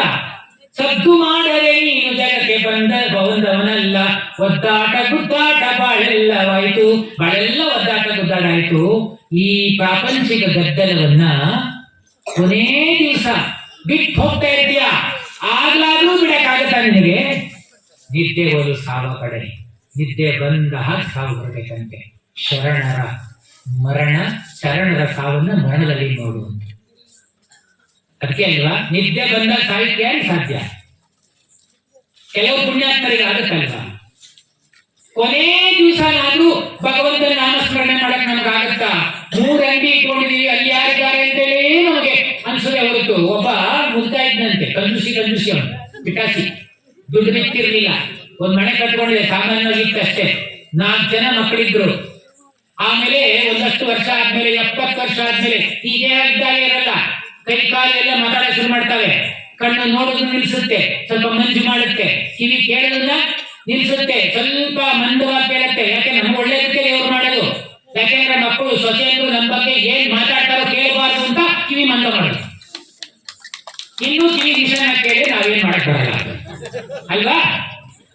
ದೇವ್ರು ಎಲ್ಲ ಮಾಡ್ತಾನೆ. ಹಾಗೆ ಕಣ್ಣು ಮಂದಾಗುತ್ತೆ 40 ವರ್ಷಕ್ಕೆ. ಇಷ್ಟೇ ಮಗ ನಿನ್ಗೆ, ಇಷ್ಟೇ ಇದು, ಇನ್ನೂ ನೀನು ನೋಡೋದಿದ್ರೆ ಕೆಟ್ಟಕ್ಕೆ ನೋಡ್ಬೇಕೆ ಹೊರತು ಒಳ್ಳೆ ನೋಡಕ್ಕಾಗಲ್ಲ. ಹೊರಗಿನ ದೃಶ್ಯ ಮಂಜು ಮಾಡ್ತೀನಿ, ಒಳಗಡೆ ನೋಡಕ್ ಶುರು ಮಾಡು. ಇದಕ್ಕೆ ನಮ್ಮ ಕಣ್ಣು ಮಂಜಾಗುತ್ತೆ. ಕನ್ನಡಕ 2 ವರ್ಷಕ್ಕೂ ಚೇಂಜ್ ಮಾಡ್ತೀವಿ. ಹೊರಗಡೆ ನೋಡಿ ಮುಗಿಯುವುದೇ ಇಲ್ವಲ್ಲ. ಭವಿದ್ದ ಅಂತೆ ಅವನು ಕಂಜೂಸಿ, ಇನ್ನು 70 ವರ್ಷ 75 ವರ್ಷ ಆಯ್ತು, ಅವನಿಗೆ ಹೇಳಕ್ಕಾಗ್ಲಿಲ್ಲ, ಮತ್ತೆ ಕೂತ್ಕೊಳಕ್ಕಾಗ್ಲಿಲ್ಲ. ಅವನೇನ್ ಮಾಡಿದ್ನಂತೆ, ಅದಕ್ಕೆ ಒಂದು ಸೋಫಾ ಸೆಟ್ ತಗೊಂಬಂದಂತೆ ಮನೆಗೆ. ಹುಟ್ಟಿದ ಮೇಲೆ ತಂದಿರ್ಲಿಲ್ಲ, ಚಾಕರಿ ಮಲ್ಕೊಯ್ದ. ಸೋಫಾ ಸೆಟ್ ತಂದ, ಮೆತ್ತಗಾಗುತ್ತೆ ಮಲ್ಕೋಬೇಕಂತ. ಅದ್ರ ಮೇಲೆ ಮಲ್ಕೊಂಡ ತಕ್ಷಣ ಹೇಳಿಕೆ ಆಗಿದೆ. ಅದು ಯಾವಾಗಲೂ ಚಾಪೆ ಮಲಗಿರೋ ರಕ್ತ ಸಂಚಾರ ಚೆನ್ನಾಗುತ್ತೆ. ಸೊಂಟ ನೋವು ಇತ್ಯಾದಿ ಬೆನ್ನು ಇದ್ದವರು ಚಾಪೆಯಲ್ಲಿ ಮಲಗಿಸ್ತಾರೆ, ಒಳ್ಳೆ ಡಾಕ್ಟರ್ ಆದ್ರೆ. ಇನ್ನು ಕೆಟ್ಟ ಡಾಕ್ಟರ್ ಆಸ್ಪತ್ರೆಗೆ ಸೇರಿಸಿ ಮುಗಿಗೆ ಒಂದು ಚಾಪೆ ಇಟ್ಟು ಸತ್ತು ಹೋದ್ಮೇಲೂ 15 ದಿವಸ ಇಟ್ಕೊಂಡು 15 ಲಕ್ಷ ಬಿಲ್ ಮಾಡಿ ಕೊಡ್ತಾರೆ. ಚಾಪೆ ಇದೆಯಲ್ಲ, ಅದು ನಮ್ಮ ಇಲ್ಲಿ ಯಾರು ಕೂಡ ಈ ತರ ಅವ್ಯವಸ್ಥೆ ಮಾಡಿದವರೇ ಅಲ್ಲ. ಸರಿ ಮಲ್ಕೊಂಡ, ಹೇಳಕ್ಕಾಗ್ಲಿಲ್ಲ, ಮಕ್ಕಳನ್ನು ಕರೆದಂತೆ. ಮಕ್ಕಳನ್ನು ಕರೆದು ನನ್ನನ್ನ ಹಟ್ಟಿಗೆ ತಗೊಂಡೋಗಿ ಮಲ್ಸು, ಕೊಟ್ಟಿಗೆ ತಗೊಂಡೋಗಿ ಮಲ್ಸು ಅಂತ. ಯಾಕಪ್ಪಾಜಿ ಅಂತ. ಯಾಕೋ ನನಗೆ ನಾನು ಬದುಕಿರ್ತೀನಿ ಅಂತ ಅನ್ಸೋದಿಲ್ಲ, ಅದಕ್ಕೆ ಯಾಕೆ ಅಲ್ಲೋಗಿ ಮಲ್ಬೇಕು, ಇಲ್ಲೇ ಮಲ್ಕೊಳ್ಳಿ. ಇಲ್ಲ ಕಣೋ, ಇದು ಸೋಫಾ ಸೆಟ್ ಹೋದ್ವಾರ ಕಲಿತು, ಇದ್ರ ಮೇಲೆ ಜೀವ ಬಿಟ್ಟರೆ ನೀರ ಹಾಕ್ತಾ ತೊಳಿತೀರಾ, ಅದು ತುಕ್ಕಿಡ್ ಹಾಳಾಗಲ್ಲ, ಇವನೇ ಸಾಯ್ತಿದ್ದಾನೆ ಸೋಫಾ ಸೆಟ್ ಮೇಲೆ. ಸರಿ ಅಂತ ಅನಿಸ್ತು. ಮಕ್ಕಳು ತಗೊಂಡೋಗಿ ಹಟ್ಟಿ ತಗೊಂಡೋಗಿ ಚಾಪೆ ಹಾಕಿ ಮಲ್ಸಿ. ಆಮೇಲೆ ಏನಾಯ್ತು, ಮಾತು ನಿಂತೋಯ್ತು. ಎಲ್ಲ ನಿಂತೋಗುತ್ತೆ. ಭಗವಂತ ನಮ್ಗೆ ಏನೇನು ಕೊಟ್ಟಿರ್ತಾನೆ ಎಲ್ಲ ವಾಪಸ್ ಹೋಗ್ತಾನೆ. ವಾಪಸ್ ತಗೊಳ್ಳೋದ್ರೊಳಗೆ ಒಳ್ಳೆ ಮಾತಾಡ್ಬೇಕು. ಕಣ್ಣು ವಾಪಸ್ ತಗೊಳ್ಳೋದ್ರೆ ಒಳ್ಳೆ ತೊಗೊಳ್ಬೇಕು. ಕಿವಿನ ವಾಪಸ್ ತಗೊಂಡ್ರೆ ಒಳ್ಳೆದು ಕೇಳಬೇಕು. ಪುರಾಣ ಪ್ರವಚನ ಯಾಕೆ ಮಾಡ್ಬೇಕಂದ್ರೆ ಇದಕ್ಕೋಸ್ಕರ. ಒಳ್ಳೆದು ಕೇಳಿಬಿಟ್ರೆ ಆಮೇಲೆ ಅದು ಮರ್ತೋಗುದಿಲ್ಲ. ಸರಿ, ಚಾಪೆ ಮೇಲೆ ಮಲ್ಕೊಂಡ, ಮಾತು ನಿಂತು ಹೋಯ್ತು. ಕೊನೆಗೆ ಹಟ್ಟಿ ಕಡೆಗೆ, ಕೊಟ್ಟಿಗೆ ಕಡೆಗೆ ತೋರಿಸ್ತಾ ಇದ್ದಾನೆ, ಅಂತಿದ್ದಾನೆ. ಮಕ್ಕಳು ಬಂದು ನೋಡಿದ್ರು, ಏನು ಅಪ್ಪಾಜಿಯಲ್ಲಿ ತೋರಿಸ್ತಿದ್ದಾರೆ, ಏನ್ ಕತೆ. ಡಾಕ್ಟರ್ ಕರ್ಸಿ ಟೆಸ್ಟ್ ಮಾಡಿದ್ರು, ನಾಡಿ ಎಲ್ಲ ಮಂದಾಗ್ತಾ ಇದೆ, 15 ನಿಮಿಷ ಬದುಕಬಹುದಷ್ಟೇ, ಸಾಯ್ತಾರಪ್ಪ ನಿಮ್ಮಪ್ಪ, ಹೆಚ್ಚು ಖರ್ಚು ಮಾಡಬೇಡಿ ಎಂದು. ಒಳ್ಳೆ ಡಾಕ್ಟರ್ ಪಾಪ. ಆಗ ಕೇಳಿದ್ರಂತೆ ಮಕ್ಕಳು, ಮಾತಾಡ್ಸಕ್ಕಾಗತ್ತ ನಮ್ಮ ಅಪ್ಪನ್ನ ಅಂತ. ಯಾಕೆ ಅದನ್ನ ಆ ಕಡೆ ಆಫ್ ಅಂತಿದ್ದಾರೆ, ಅಲ್ಲೇನಾದ್ರು ದುಡ್ಡಿ ಬಿಟ್ಟಿದ್ರೆ 5 ಲಕ್ಷ 6 ಲಕ್ಷ 10,000 ರೂಪಾಯಿ ಆಗುತ್ತ, ಒಂದು ಇಂಜೆಕ್ಷನ್ ಕೊಡ್ತೀನಿ 2 ನಿಮಿಷ ಮಾತಾಡೋದು ಆಗುತ್ತಾ? ಅಯ್ಯೋ 10 ಬಿಟ್ಟು 26 ಮಾಡಿ ಕೊಡ್ತೀನಿ, ಯಾಕಂದ್ರೆ 5 ಲಕ್ಷ 10 ಲಕ್ಷ ಅಲ್ಲೆಲ್ಲ ಇಟ್ಟಿದ್ರೆ ಕೊಟ್ಟರು ಹೋಗ್ತಿದ್ರು ಅವ್ರು ಡಾಕ್ಟ್ರು. ಇವನು ಅಂತಿದ್ದನು ಅಬ್ಬಪ್ಪ ಏನೇ ದಾಖಲೆ ತೋರಿಸಿದ್ರು. ಅಯ್ಯೋ ಮಕ್ಕಳ ಅಪ್ಪಕ್ಕೆ ಮೊನ್ನೆ ತಂದ್ರಲ್ಲ ಹೊಸ್ತು ಎಣ್ಣೆ ತಿಂತಾ ಇದೆಯಲ್ಲ ಹಳಗಲ್ಲ ಅಂತ ಪಟಕ್ಕಂದ ಮುಗ್ದ. ಕೊನೆಗೂ ಅವನಿಗೆ ಯೋಚನೆ ತಂದಿದ್ದು ಪೊರಕಿಯೇ ಬಿಟ್ರೆ ಶಿವನಾಮ ಬಾಯಲ್ಲಿ ಬರಲಿಲ್ವಲ್ಲ. ಅದಕ್ಕೆ ಮಧ್ಯ ಮಧ್ಯ ವ್ಯಾಮೋಹವನ್ನ ಬಿಟ್ಟು ಶಿವನಾಮವನ್ನ ತಂದ್ಕೋಬೇಕು. ಮೌನದಿಂದುಂಬುದು ಆಚಾರವಲ್ಲ, ತುತ್ತಿಗೊಮ್ಮೆ ಶಿವ ಶರಣೆನ್ನುತ್ತಿರಬೇಕು. ಊಟ ಮಾಡೋದು ಯಾಕೆ ಅಂದ್ರೆ ಭಗವಂತ ಕೊಟ್ಟದ್ದು, ಅವನು ಪರ್ಮಿಷನ್ ಕೊಡ್ಲಿಲ್ಲ ಅಂದ್ರೆ ನಾವು ತಿನ್ನಕ್ಕಾಗಲ್ಲ, ಕೈ ಹೀಗೆ ನಿಂತು ಬಿಡುತ್ತೆ. ಅದರಿಂದ ಸರ್ವಜ್ಞನಾದ ಭಗವಂತ ಎಲ್ಲರಿಗೂ ಒಡೆಯ ಅವನು. ಅವನನ್ನ ನಾವು ನೆನೆಸ್ತಿದ್ರೆ ಬರೇ ಅಹಂಕಾರ ಪಟ್ರೆ ಅದನ್ನೇ ಹೇಳೋದು. ಹೆಸರೆಂಬುದೇ ಕಸರು ಬೀಸುವ ಗಾಳಿ, ಹಸೆಯೊಂದು ನಿನಗೇಕೆ ಬ್ರಹ್ಮಪುರಿಯೊಳಗೆ, ಶಿಶುವಾಗು ನೀ ಮನಗೆ ಹಸುವಾಗು ಸಸಿಯಾಗು ಹಸಬುಡಕೆಯಾಗಲಿಗೆ ಮಕುತಿಮ್ಮ. ಅಹಂಕಾರ ಪಡಬೇಡ. ಹೆಸರಿಗಾಗಿ ಯಾರು ಕೆಲಸ ಮಾಡ್ತಾರೆ? ಪಾಪ ಒಬ್ರು ದಾಸೋಹ ಮಾಡಿರಲ್ಲ, ನನ್ಗಾಗಲಿ ಈ ಪದ್ಯ ನೆನಪಾಯ್ತು. ಹೆಸರಿಗಾಗಿ ಮಾಡಬೇಡ, ಹೆಸರಿಗಾಗಿ ಏನ್ ಕೆಲಸ ಮಾಡಿದ್ರು ಅಪೂರ್ಣ ಅದು. ನನ್ನ ಹೆಸರು ಎಲ್ಲೂ ಬೇಡ, ನನ್ನ ಕೆಲಸ ಮಾತ್ರ ಆಗಲಿ ಅಂತ ಭಾವ ಬರಬೇಕಾದ್ರೆ ಅದು ಉನ್ನತ ಭಾವ. ಎಲ್ಲರಿಗೂ ಬರಲ್ಲ, ಎಲ್ಲರಿಗೂ ಬರಕ್ ಸಾಧ್ಯ ಇಲ್ಲ. ಹಾಗೆ ಬಂದ್ರೆ ನಿಜವಾದ ದಾನ ಅದು. ನಾನು ಕೊಟ್ಟೆ ಅಂತ ಎಲ್ಲಾ ಕಡೆ ಹೇಳ್ಕೊಂಡ್ರೆ ಅದೇನ್ ದಾನ? ಒಬ್ಬ ಯಾವನ ಕೋಟ್ ಕೊಟ್ಟಿದ್ದಂತೆ ಬಡವನಿಗೆ, ಮೈ ತುಂಬಾ ಹಾಕುವಂತ ಶ್ರೀಮಂತ, ಅವನ್ ಎಲ್ಲ ಸಿಗ್ಲಿ ಆ ಕೋಟ್ ಕೊಟ್ಟದ್ ನಾನೇ, ಎಲ್ಲರೂ ಸಿಗ್ಲಿ ಆ ಕೋಟ್ ಕೊಟ್ಟದ್ ನಾನೇ. ಒಂದ್ಸಲ ಸಂತೆ ಸಿಕ್ಕಿದ್ದಂತೆ, ಅವನ ಫ್ರೆಂಡ್ಸ್ ಹೇಳ್ಕೊಂಡು ಅವನನ್ನ ಕೋಟ್ ಹಾಕೊಂಡಿದ್ನಲ್ಲ ಅದು ನಾನೇ ಕೊಟ್ಟಿದ್ದು ಅಂತ. ಅಲ್ಲೇ ಸಂತೆಲೆ ತೆಗೆದು ಬಿಸಾಕ ಕೊಟ್ಟು ನಾನು ಟ್ಯೂಬ್ಲೈಟ್ ಕೊಟ್ಟಿರ್ತಾರೆ, ಅದು ಟ್ಯೂಬ್ಲೈಟ್ ತುಂಬಾ ಹೆಸರು ಬರ್ತಿರ್ತಾರೆ. ಅಜ್ಜಿಂದು ತಾತಂದು ಮಕ್ಕಳದ್ದು ಮೊಮ್ಮಕ್ಕಳದ್ದು ಬೆಳಿಗ್ಗೆ ಕೊಡಲ್ಲ. ಈ ತರ ದಾನ ಕಟ್ಕೊಂಡು ಏನ್ ಪ್ರಯೋಜನ? ದಾನ ಮಾಡಿದ್ರೆ ಇವತ್ತು ದಾಸೋಹಿ ಮಾಡಿದಾರಲ್ಲ ಹಾಗೆ ಮಾಡ್ಬೇಕು. ಈ ಉದಾಹರಣೆ ಬೇರೆ ಇಲ್ಲ. ಗುಪ್ತ ಕಾಣಿಕೆ ಅಂತ ಓದ್ತಾ ಇದ್ರು ಶಿವಾನಂದ ಅವರು, ಅವ್ರ ಹೆಸರು ಬೇಡ ಅಂತ. ಅಂದ್ರೆ ಇವ್ರಿಗೆ ತಿಳ್ಕೊಂಡೇ ಬರ್ಬೇಕಲ್ಲ, ತನ್ನ ಆತ್ಮಶಕ್ತಿಯಿಂದಲೇ ಬರುತ್ತಲ್ವಾ. ನಾನು ಏನ್ ಮಾಡಿದ್ರು ಮಾಡದಿದ್ದ ಹಾಗೆ ಮಾಡೋದಿದೆಯಲ್ಲ, ಮಾಡಬೇಕು, ಮಾಡದಂತಿರಬೇಕು. ಮಾಡುವ ಮಾಟದಲ್ಲಿ ತಾನಿಲ್ಲದಿರಂತಿರಬೇಕು. ಬಸವಣ್ಣ ಇದೆ ಅಲ್ವಾ? ಮಾಡಬೇಕು, ಮಾಡದಂತಿರಬೇಕು. ನೀಡಬೇಕು, ನೀಡದಂತಿರಬೇಕು. ಅದ್ರಲ್ಲಿ ನಾನು ಇರಬಾರ್ದು, ನಾನು ಮಾಡದೆ ಕೊಟ್ಟರೆ ಮುಗಿದೋಯ್ತು, ನಾನು ಕೊಟ್ಟದ್ದು ಬರಬಾರ್ದಲ್ವಾ. ಅದಕ್ಕೆ ಹೆಸರೆಂಬುದೇ ಕಸರು ಬೀಸುವ ಗಾಳಿ, ಹಸೆಯೊಂದು ನಿನಗೇಕೆ ಬ್ರಹ್ಮಪುರಿಯೊಳಗೆ. ಈ ವಿಶಾಲವಾದ ಬ್ರಹ್ಮಪುರಿಯಲ್ಲಿ ನಿನಗೊಂದು ಸ್ಥಾನಮಾನ ಯಾಕಬೇಕು? ಅದಕ್ಕೆ ಹೇಳ್ತಾರೆ ಶಿಶುವಾಗು ನೀ ಮನ. ಚಿಕ್ಕ ಮಕ್ಕಳಿದಾರಲ್ಲ, ಎಷ್ಟು ಚೆನ್ನಾಗಿರ್ತಾರಲ್ವಾ, ಎಷ್ಟು ಜಾಣಿರ್ತಾರಲ್ವಾ, ಅವ್ ಸುಳ್ಳು ಹೇಳಕ್ ಬರಲ್ಲ, ಸುಳ್ಳು ಹೇಳಕ್ ಸಾಧ್ಯನೇ ಇಲ್ಲ. ತಲೆ ಕೂದಲು ಬಿಳಿಯಾಗಿತ್ತಂತೆ ಅಪ್ಪಂದು, ಮಗು ನೋಡ್ತಾ ಇತ್ತು, ಕಪ್ಪಿತ್ತಲ್ಲ 4-5 ತಲೆ ಕೂದಲು ಬಿಳಿಯಾಗಿತ್ತು. ಅಪ್ಪ ತಲೆ ಕೂದಲು ಯಾಕೆ ಬಿಳಿಯಾಗಿದ್ದಲ್ಲ ನಿಮ್ಗೆ 4-5 ಅಂತ ಕೇಳ್ತು ಮಗು, ಚಿಕ್ಕ ಮಗು.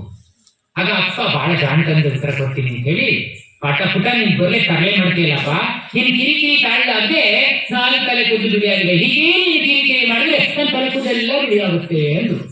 ತಕ್ಷಣ ಮಗು ಏನ್ ಹೇಳ್ತು ಗೊತ್ತಾ? ನಮ್ಮ ತಾತನ ತಲೆ ಕೂದಲೆಲ್ಲ ಬಿಳಿಯಾಗಿದೆ, ಅದಕ್ಕೆ ಅಲ್ವಾ. ನೀನ್ ಕಿರಿಕಿರಿ ತಾಳಲಾಗ ತನ್ನ ತಾತನ ತಲೆ ಕೂದಲು ಬಿಳಿಯಾಗಿದೆ ಅಂತ. ಮಕ್ಕಳಿಗೆ ಮಾತ್ರ ಸಾಧ್ಯ ಇದು. ಶಿಶುವಾಗು ನೀ ಮನದಿ.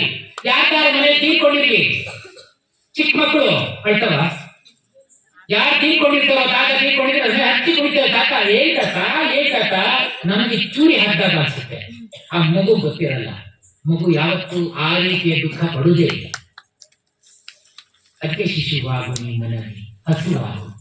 ಹಸು ಇದೆಯಲ್ಲ, ಎಲ್ಲೆಲ್ಲೋ ಸಿಕ್ಕಿದ ಹುಲ್ಲನ್ನ ತಿಳ್ಕೊಂಡು ಬಂದು, ಎಲ್ಲೆಲ್ಲೋ ಸಿಕ್ಕಿ ನೀರನ್ನು ಕುಡ್ಕೊಂಡು ಬಂದು ಮನೇಲಿ ಪವಿತ್ರವಾದ ಹಾಲು ಕೊಡುತ್ತಲ್ಲ. ಕಪ್ಪು ಹಸುವಾಗಲಿ, ಗಂಧ ಹಸುವಾಗಲಿ, ಇನ್ಯಾವುದೇ ಬಣ್ಣದ ಹಸುವಾಗಲಿ, ಎಲ್ಲ ಹಸುಗಳು ಕೊಡೋದು ಒಂದೇ ರೀತಿಯ ಹಾಲು. ಇವತ್ತಿನವರೆಗೆ ಕೃತಯುಗದಲ್ಲಿ ಹಸುಗಳು ಹೇಗೆ ಹಾಲು ಕೊಡ್ತಾ ಇದ್ದು, ಇವತ್ತು ಅದೇ ರೀತಿ ಹಾಲು ಕೊಡ್ತಿದ್ದಾರೆ. ನೀರು ಬೆಳೆಸೋದು ಮನುಷ್ಯ. ಅದಕ್ಕೆ ಮನುಷ್ಯನಿಗೆ ಪುರಾಣ ಪ್ರವಚನ ಬೇಕು, ನೀರು ಬೆಳೆಸಬೇಡಪ್ಪ ಅಂತ ಹೇಳಬೇಕು, ಹಸುಗಳಿಗೆ ಬೇಡ. ನೋಡಿ, ಈ ಪುರಾಣ ಪ್ರವಚನ ಕಾಕೆಗಳ ಮನೆಗಳೇನ ಬರ್ತಲ್ಲ, ಬೇಡಿಲ್ಲ. ಯಾವ ಪ್ರಾಣಿಯು ಕೂಡ ಈ ಜಗತ್ತಲ್ಲಿ ಧರ್ಮ ಮೀರಿ ಹೋಗುವುದಿಲ್ಲ, ಮನುಷ್ಯ ಮಾತ್ರ ಧರ್ಮ ಮೀರಿ ಹೋಗುವುದು. ಅದಕ್ಕೆ ನೀವು ಪ್ರಾಣ ಪ್ರಯೋಜನ ಬೇಕು. ಹಸು ಹುಲ್ಲನ್ನೇ ತಿಂದು ಹಾಲು ಕೊಡುತ್ತೆ, ಇವತ್ತೇನು ಮಾಂಸ ತಿನ್ನ ಶುರು ಮಾಡಿಲ್ಲ. ಇನ್ನು ಮನುಷ್ಯ ನಂಬಕ್ಕಾಗಲ್ಲ. ಅದಕ್ಕೆ ನೋಡಿ ಎಷ್ಟು ಚೆನ್ನಾಗಿ ಹಸುವಿನ ಪದ್ಯ, ಒಂದು ಗೋವಿನ ಪದ್ಯ ಇತ್ತಲ್ಲ ನಮ್ಗೆಲ್ಲ, ಎಷ್ಟು ಚೆನ್ನಾಗಿರ್ತದೆಲ್ಲ. ಇಟ್ಟರೆ ಸಗಣಿಯಾದೆ, ಕಟ್ಟಿದರೆ ಕುರುಳಾದೆ, ಸುಟ್ಟರೆ ಮೊಸಲಿಗೆ ವಿಭೂತಿಯಾದೆ, ತಟ್ಟದೆ ಹಾಕಿದರೆ ಮೇಲು ಗೊಬ್ಬರವಾದೆ, ನೀನಾರಿಗಾದೆಯೋ ಕೆಲೆ ಮಾನವ. ಹಾದಿ ಬೀದಿಯಲ್ಲಿರುವ ಕಸದ ಹುಲ್ಲನ್ನು ಹುಡುಕಿ ಮೇದು ಮನಗೈದು ನಾನಂಬುತ್ತವೋ ಹೀಗೆ, ಅದನ್ನುಂಡು ನನಗೆರಡು ಬಗೆವ ಮಾನವೇ, ನೀನಾರಿಗಾದೆಯೋ ಎಲೆ ಮಾನವ. ಕೇಳ್ತಲ್ಲ, ಅದು ಹಸುವಾಗು, ಸಸಿಯಾಗು. ಕೊನೆ ಹೇಳ್ತಾರೆ ಕಸ ಹೊರಕೆಯಾಗಿದೆ ಮಂಕುತಿಮ್ಮ. ನೋಡಿ ಹೀಗೆಯವರು ಅಹಂಕಾರವನ್ನ ಹೇಗೆ ಸರ್ವನಾಶ ಮಾಡಬೇಕು ಈ ಜಗತ್ತಿಗೆ. ನೀವು ಕಸ ಹೊರಕೆಯಾಗಪ್ಪ. ಕಸ ಹೊರಕೆ ಇದೀರಾ? ಯಾವ ಸಾರಿ ಎದುರುಗಡೆ ಇಟ್ಟಿದ್ದಾರೆ ಯಾರು ಕಸಬರಿಕೆನ? ಮೂಲೆಯಲ್ಲಿರುತ್ತೆ. ಅಲ್ಲಿ ಮಾಡುವ ಕೆಲಸ ಮಾಡುತ್ತೆ, ಮೂಲೆ ಇರುತ್ತೆ. ನೀನು ಮಾಡುವ ಕೆಲಸ ಮಾಡು, ಮೂಲೆಯಲ್ಲಿರು. ಮೂಲೆಗೂ ಬೇಕಾದ್ರೆ ಹುಡ್ಕೊಂಡು ಬರ್ತಾರೆ. ಆಗ ಗೌರವ. ನಾನು ಮಾಡಿದೆ ಅಂತ ಹೇಳಿ ಹೋಗ್ಬೇಡ. ಎಲ್ಲರೂ ಸಭೆ ಸಮಾರಂಭಕ್ಕೆ ಹೋದ್ರೆ ಹಿಂದ್ಗಡೆ ಕೂತ್ಕೋ. ಎರಡು ಪ್ರಯೋಜನ. ಮತ್ತಾರು ನೀನು ಹಿಂದೆ ಕಳಿಸಲ್ಲ. ಈ ಹಿಂದ್ಗಡೆ ಕೂತ್ಕೊಂಡಿದ್ಯಾರ ನೋಡಿ ಪುಣ್ಯಾತ್ಮರ ಬಂದು ಮುಂದೊಂದು ಕೂತ್ಕೊಂಡಿದ್ರೆ ಗೌರವ. ಮುಂದ್ಗಡೆ ಒಂದು ಕೂತ್ಕೊಂಡಿದ್ರೆ ಇದು ಗೆಸ್ಟ್ ಕೂತ್ಕೊಳ್ಳೋದು ಅಂತೇಳಿ ಹಿಂದ್ಗಡೆ ಹೋಗಿ ಕಳಿಸಿದ್ರೆ ಅವಮಾನ ಅಲ್ವಾ? ಕಸಬರಕೆಯಾಗಿಲೆಗೆ ಕಸಬರಕೆ ಇದ್ದಾಗಿ ದೂರದ ಕನತೆ. ಇಂತಹ ಎಲ್ಲ ಕಾರ್ಯಕ್ರಮಗಳು ನಮ್ಮಲ್ಲಿರುವ ಲವಲೇಶ ಇರುವಂತಹ ಅಹಂಕಾರವನ್ನು ತೊಳೆಯುವ ಕೆಲಸ ಇದೆ. ಅಹಂಕಾರ ಒಂದು ತೊಳ್ಕೊಂಡ್ಬಿಟ್ರೆ ನಮ್ಮ ಜೀವನ ಉದ್ಧಾರ ಈ ಕ್ಷಣದಿಂದಲೇ ಶುರು. ಇಷ್ಟು ಹೊತ್ತು 1 ಗಂಟೆಗೂ ಹೆಚ್ಚು ನಾನು ಮಾತಾಡಿದ್ದೇನೆ.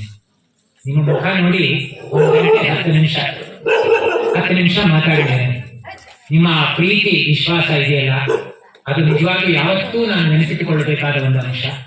ಇಷ್ಟು ಹೊತ್ತಾದರೂ 11 ಅಲ್ಲ 12ಕ್ಕೆ 10 ನಿಮಿಷ ಇದೆ. ಅಷ್ಟಾದ್ರೂ ನೀವು ಈ ರೀತಿ ಕೇಳಿದೆಯಲ್ಲ, ಇದನ್ನ ನಮ್ಮ ದೂರದರ್ಶನವರು ಎಲ್ಲ ಕಡೆ ಹಾಕ್ಬೇಕು. ಯಾವ್ಯಾವುದೋ ಕೆಲಸಕ್ಕೆ ಬಾರ್ದೆಲ್ಲ ಹಾಕ್ತಾರೆ, ದಾರಿ ತಪ್ಪಿಸೋದೆಲ್ಲ ಹಾಕ್ತಾರೆ. ನೋಡಿ ಯಾವಾಗಲೂ ಅಷ್ಟೇ ಕಸ ಬುಡಕೆಯಾಗಿರಲಿ. ಮತ್ತೆ ಆ ಪ್ರಕಾರ ಅಲ್ಲಿಗೆ ಬರೋದು. ನಾವು ಮಾಡುವ ಕೆಲಸ ನಮ್ಮ ತಿಳಿದಿರಲಿ. ಇಂತಹ ಒಳ್ಳೆ ಕಾರ್ಯಗಳಲ್ಲಿ ನಾವು ತೊಡಗಿಸ್ಕೊಳ್ಳೋಣ. ಎಷ್ಟು ಜನ ಪಾಪ ಇಂತಹ ಸತ್ಕಾರ್ಯಕ್ಕೆ ದಾನ ಮಾಡಿದ್ದಾರೆ. ದಾನ ಮಾಡಿದ್ದನ್ನು ಹೇಳ್ಕೊಳ್ಳಿಲ್ಲ ಪಾಪ.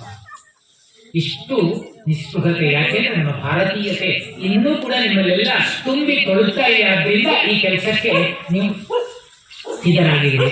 ನಮ್ಮ ಇವತ್ತಿನ ಶಿಕ್ಷಣ ನಂಬಿಕೊಂಡ್ರೆ ದಾರಿ ತಪ್ಪಿಸೋ ಕೆಲಸ ಮಾಡುತ್ತೆ. ಆದ್ರಿಂದ ನಮ್ಮ ಕನವನ್ನು ಉಳಿಸಿಕೊಳ್ಳುವ ಇಂತಹ ವಾತಾವರಣವನ್ನ ನಿರಂತರವಾಗಿ ನಾವು ಉಳಿಸಿಕೊಂಡು ಬರೋಣ. ನಮಗೆಲ್ಲ ಭಗವಂತ ಶಿವ ಒಳ್ಳೇದು ಮಾಡಲಿ ಅಂತ ಹೇಳ್ತಾ ಮಾತು ಮುಗಿಸ್ತಾ ಇದ್ದೀನಿ. ಮೃದುವಚನವೇ ಸಕಲ ಪ್ರಸಂಗನೆಯ ಮೃದುವಚನವೇ ಸಕಲ ಸೇವಾ ಸಮಿತಿಯ ಪರವಾಗಿ ಜೋರಾದ ಚಪ್ಪಾಳೆ ತಟ್ಟುವ ಮೂಲಕ ತುಂಬು ಹೃದಯದ ಧನ್ಯವಾದ. ಯಾವಾಗ ಒಬ್ಬರು ಮರೆತುಬಿಟ್ಟ ನಾನು ಅವ್ರಿಗೆ ಧನ್ಯವಾದ ತಿಳಿಸ್ಬೇಕು. ಪಾಪ ಅವ್ರ ಬಳಿ ಅದು ಎಲೆಕ್ಟ್ರಿಕೈ ಬಂದು ಮುಟ್ಟಿದ್ರಿ ಅಂತ ಅಂದ್ರೆ ನೀವು ಕಟ್ಕೊಂಡು ಊರಿಗೆ ಹೋಗ್ತೀವಿ ಅಂತ ಅಂದ್ರು. ಮತ್ತು 1 ಊರಿಗೆ ಕ್ವಿಂಟಲ್ ಮಾಡ್ಯಾರ. ಅದು ಹೆಂಗೆ ಖಾಲಿ ಆಗ್ಬೇಕು ಅಂದ್ರೆ, ಯಾಕಂದ್ರೆ ನೀವೆಲ್ಲ ಭಾಳ ಜನ ಬಂದಿರಿ. 1 ಊರಿಗೆ ಕ್ವಿಂಟಲ್ ಅಂದ್ರೆ ಗೊತ್ತ ನಿಮ್ಗೆ?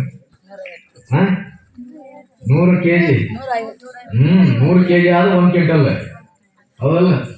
ಅಂತ 1 ಕ್ವಿಂಟಲ್ ಮಾಡಿದ್ದಾರೆ. ತಾವೆಲ್ಲರೂ ಇನ್ನೇನು ಯಾರೋ ದೇವ್ರ ಜಾತ್ರೆ ಬರತ್ತಲ್ಲ, ನಾ ಇವತ್ತೆಲ್ಲ ಪ್ರಸಾದ ಮಾಡ್ರಿ. ನಾನು ನಿಮ್ಮ ಮನೆಗೆ ಹೋಗಿ ಆ ಜಾತ್ರೆ ಬ್ರಾಹ್ಮಣ ಸ್ವೀಟ್ ಮತ್ತೆ ಆ ಜೊತೆ ಹೊಸ ಸ್ವೀಟ್ ಆರಾಮ ಮಾಡಲಿ. ಅದಕ್ಕಾಗಿ ಅವ್ರಿಗೆ ಜೋರಾಗಿ ಚಪ್ಪಾಳ ತಟ್ಟಿ ಧನ್ಯವಾದ ತಿಳಿಸಿ.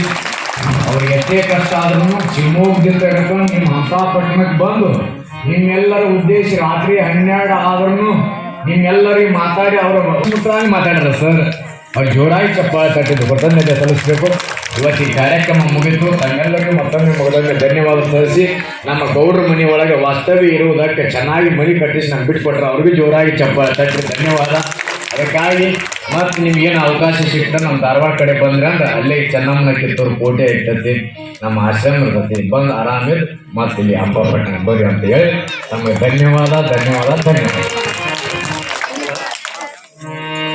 ಜಯಲಿಂಗ ಜಯ ಪಾವನಲಿಂಗ ಜಯ ಮಂಗಳ ಚಿಲ್ಲಿಂಗ ಜಯಲಿಂಗ ಜಯಲಿಂಗ ಜಯ ಮಂಗಳ ಚಿಲ್ಲಿಂಗ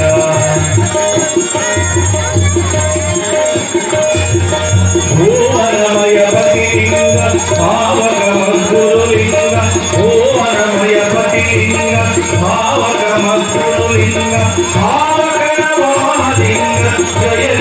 ಜಯಲಿಂಗ ಜಯಲಿಂಗ